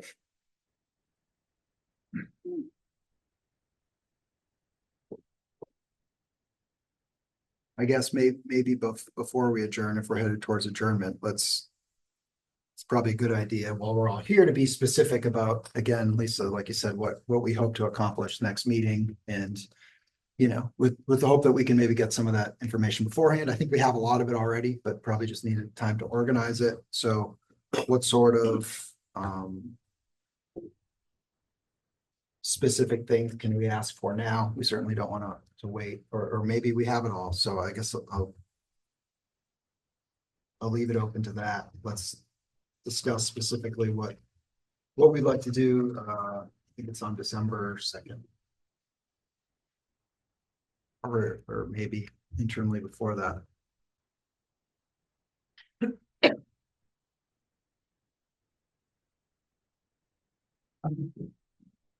Bottom line, December 2nd, we ought to be able to determine as a board what we're going to submit.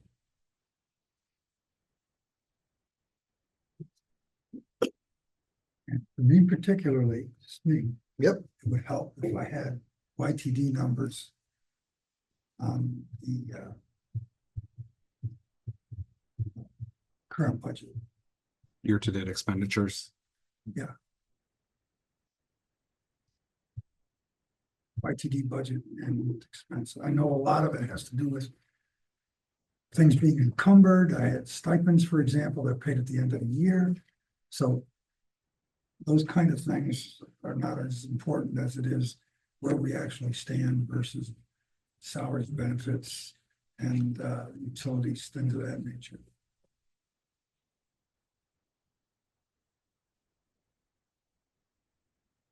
Charlie, the question that I have, maybe we can talk about it next meeting, but you definitely know more about this than I do at this point. Is, with all this. And maybe we have a separate meeting about that. Maybe this is what we talk about on December 2nd. I'm not sure what your intent was there about, looking at that surplus and what we could possibly do with it to offset this, or I think that's a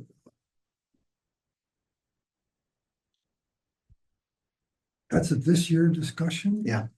Okay, I don't think that it's gonna have any impact on the warrant articles that we put forward, except for the ones where we're looking for surplus to fund them. Because we only have so much surplus and need to decide where we want that money to go, because we should have something on a rainy day fund. How much of that we should have? Full 5%, I don't know, that's a discussion for the board, but I think that's a whole different thing. Okay. Because we should be looking at what we can do this year to prepay stuff for next year. Which is So as long as we. what utilize we've it. already got. Yeah. Okay, so I think that's a good discussion to have. But as far as what's mostly in this budget, none of that is even eligible for that, right? We're talking about salaries and. Well, there's about 120,000 that could be released. Yeah. Again, that's a. If there are things that we can pull out of next year's budget, and put in this year's budget, we should include that in the discussion, what we do with this year's money.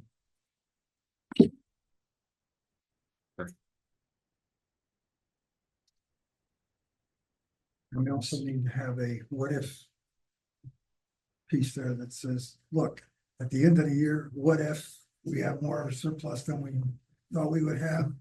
What can we react? How can we act quickly? Because we really end up with what we don't want to end up with a bunch of things that require us to do a bunch of whole bidding and things like that we can't get done in the current fiscal year. So it's important to build that list if we have one. Tom, did you have? Yeah, I Comment? mean, I'm kind of here representing the town of Ridge, so to speak. And I guess I'd like to just reiterate what an individual said at the CTV hearing.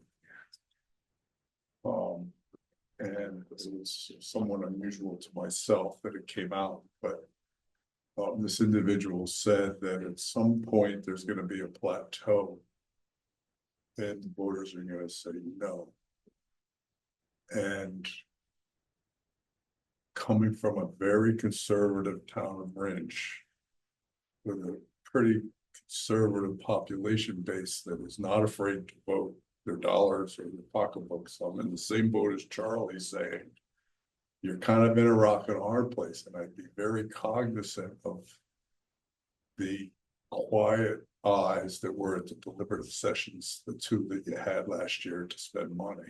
And it just keep that in the forefront of whatever your budget comes up to. Like Charlie says, what are we going to present? And that is going to have a huge impact moving forward to a very conservative community. It's only part of the vote, but nonetheless, they're not afraid to turn out to vote if they're unhappy. Maybe that's the best way to put it. And if you reach a plateau, it could be more devastating than taking the tough choices now. Further down the road. Yeah, I agree. And to a lot of people, the stuff we're talking about here, is it state? Is it this? It doesn't matter, right? Like we can sit here and talk about that. It really doesn't matter. What matters is what the increase is. So.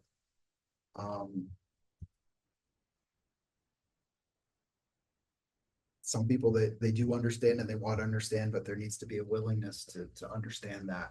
And I agree with what's been said here. It is our job to educate people, but also be cognizant that there's probably a large portion that ultimately the one thing that matters is that number of tax increase. In balancing that, right? I think we've done a successful job of doing that the last few years, right? The budget has been passing because we've done just that, made that balance. My first impressions this year is that's gonna be a lot harder to do than previously, right? I think last year we were in discussions of like, what do we do with the Chromebooks or the tables and stuff like that, and now we have just a larger gap.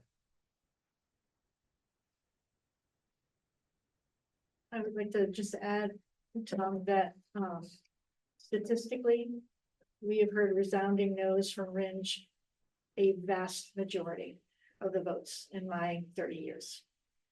And I simply want to say how grateful I am that you consistently show up and want to really fight to understand why this is so expensive, why this is costing so much. I have so much respect that you're here, that you're really trying to grasp this and grapple with it with us. Right. Really appreciate that. Thank you. I'm novice, and trust me, I don't see the numbers in the detail that folks or Ruben or any of the financial people do, but like I Really said, appreciate my that. realist approach from being an entrepreneur is sometimes it hurts. But in the end, it comes out and it's hard to make the very difficult decisions, but I try to educate myself. At least to some level where I can make a rational decision when I go to a voting box and follow that path. And Yeah. I can assure you there are plenty of conservatives in Ridge that won't follow that path. And we've been, I think, been lucky. But last year, like Charlie said, we made some decisions that may be good or bad and added a lot of stuff in here, and it passed. But there were a lot of people that didn't say anything that were at those deliberative. There were two of them. Are you talking about the sessions that we had to spend? And spend there part were of the- people there that, wow, I've never been to one of these before. And, Right. These are other people that usually never show up to this stuff. And it was very eye-opening, and they're silent majority, so to speak. And just to kind of wrap around and come to a conclusion on that, the net result of that activity was still us giving back, what, $1.7 million. I would Uh, comment on that, and I think it was great. Yeah. But did Ridge get more than Jaffrey back? And that has been a discussion amongst people that we should have gotten the same percentage that we pay in back. And I don't know whether that happened or not. I don't think it did, but I can't say. But I know it's been a topic of discussion that since we pay in 35% more, did we get 35% more? And I can't, certainly I don't know, but I heard it, Well, it's good. We should have those numbers then. Maybe that's part of what we talk about as part of even deliberative sessions. What's the uninformed, so to speak. Yeah, no, exactly. I guess if there's a lack of information there, people can decide what they Correct. want. I would love for these same individuals, however, that want that level of detail to ask or require the state to provide the accounting on the freedom accounts that is being hid from everyone. Because that is an incredible amount of money that the state could be putting into public schools and helping the local taxpayers. There are reasons why no one is showing the information.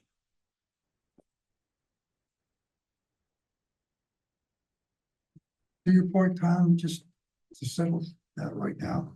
Okay, everything is based on assessment. Right.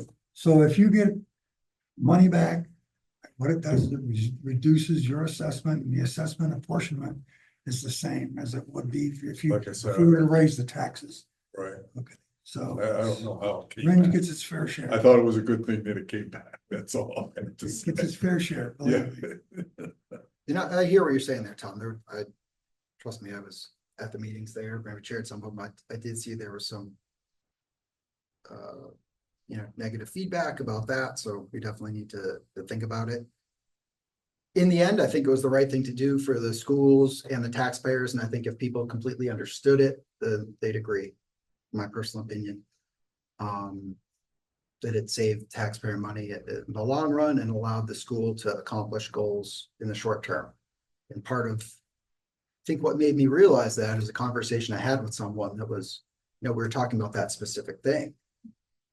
And this person said to me, well, in the end, you gave them everything they wanted. You know, with that short list. And, you know, I said, yes. And we were able to do that without raising your tax rate and still give back, you know, the 1.7 million at the end of the year is really just a cash flow issue. And that is what it is. I did, again, I Do recognize, this, you know. I recognize People the do this. feedback was what it was, and in the end, I say, okay, I still think it was the right decision, but I'm cognizant about doing that going forward and making sure that people understand it, and whether that's a good idea or not. I don't know. It certainly was having that conversation was eye-opening, I guess. Well, and things are like, circular reasoning, right? I mean, it was a month ago that we had a meeting in this room, and I think we were talking about, it may have been CTE costs and things, and community members had come. I can't remember if that was the topic or it was another topic, but regardless, it was the time when Nikki, you and Deanna were here to talk about elementary education and the things that were happening and going on. And the questions came out, hey, you know, about reading results and how 10 or 12 years ago, it was 15 years ago, whatever, they were this, and it hasn't shifted and all that kind of stuff. And that's why we shouldn't be funding anymore and all that. And that, you know, I remember just saying at that point, well, you're here at the right night because of the decisions you made last year. Our elementary schools in particular, but yes, also the middle school, and it's having an effect all the way through, are making enormous strides to help our community in that literacy effort and so much more. It was money worth spending, and it is going to, again, making decisions for the moment with, you know, that the kind of short-sighted decision and not thinking about the future. You made a long-term decision, you know, 300,000, I remember that 300,000 fund this educational, you know, initiative that was going to happen. And, you know, Nikki presented right after that, said, you're going to be here, please stay, please stay. We're addressing the concern you have. Get up, walk out. But I want to thank you for making that decision last year, because it's going to matter in the long run for thousands of individuals. It's already their making a future. difference now. Yeah, absolutely. But I mean, so they're making a difference for hundreds of individuals right now, but it's going to be thousands of people. It's the future of this community. Educated people, regardless of what they do, it doesn't matter what their occupation is as long as they're contributing members. But my gosh, literate, smart, thinking individuals who can also relate to one another and be kind and listen to arguments and so forth. Like we're having a decent conversation right here. You know, you can progress that way. It's important. It was smart. It was the right thing.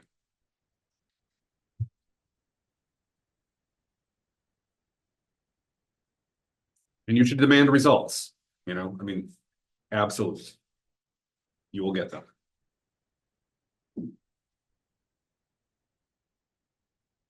Anybody else have any questions or comments with regard to the budget discussion?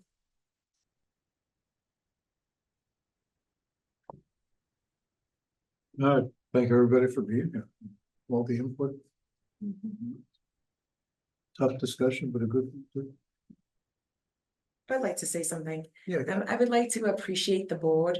I've been an administrator now, I think this is my 10th or 11th year, and have gone through this process many times. And the conversation from the board today is very, it makes me feel like I'm in the right place. Because of your commitment and passion to ensuring that the students in Jaffrey Ringe receive an excellent education. We have a fiscal responsibility to do that in a way that is palatable to our community. But I think your passion for all children and passion for making our school district the best that it can be for all of its students, current and future, makes me know that I'm in the right place and that I want to work here and be a part. So if we go back to the theme of retention, right? Like your commitment, your understanding of what the work really is, it's reassuring and it makes me feel like I'm in the right place. And makes me feel like, you know, I'm all in to do the hard work for our students, but that comes from feeling supported from the school board. So I appreciate your support and your passion and your focus on students and learning. It's great. It's not, all school boards are not this way. So it makes a significant difference. Yeah, thank you. We appreciate that.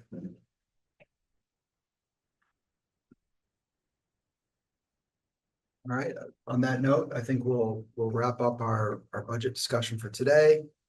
As far as board matters go, I didn't have anything else. This is kind of the only thing. I'll leave it open to the rest of the board to see if there's any other board matters that we need to discuss today. I don't think there are. Future items, I think we can work somewhat offline. Of course, I was being careful, I think, as we go forward, and we're continuing these budget discussions and we maybe reach out with questions.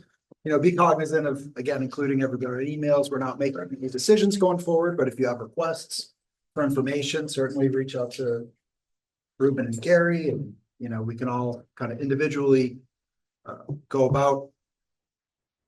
And I guess I'll just say, I'm thinking if we have individual questions, it might be worthwhile to If we get, send them along. if we I get don't wanna- individual questions or requests, we typically then make sure everyone is Yeah. included. in- So again, we probably want to do it in somewhat organized manner, but maybe not. And I think any sort of kind of preparation, right? What we don't want is to come to a meeting on December 2nd and have a list of questions and, maybe they're not prepared to answer. So I think I'll just ask the board, if you have specific questions, please, try to organize them, send them along with enough so that we can have a productive meeting in December. Yeah, and just remember, we're in on Monday and Tuesday. So, we have. Yeah. There's not a lot of time. Right? I mean, I'm certainly fine, thinking about it. Yeah, and some of it, Over the weekend, it's not a big deal, but just be aware of maybe some yeah, specific. we won't be in contact with Right. them. Absolutely. So we have one item left. That's adjournment. Somebody like to make a motion?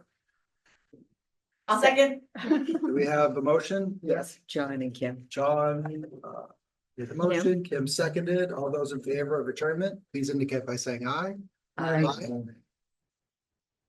Meeting for adjourned. Thank you. The town of Jaffrey is moving to the TD Bank. It is. What? On a voice vote, the town of Jaffrey's going to TD Bank. With Pat.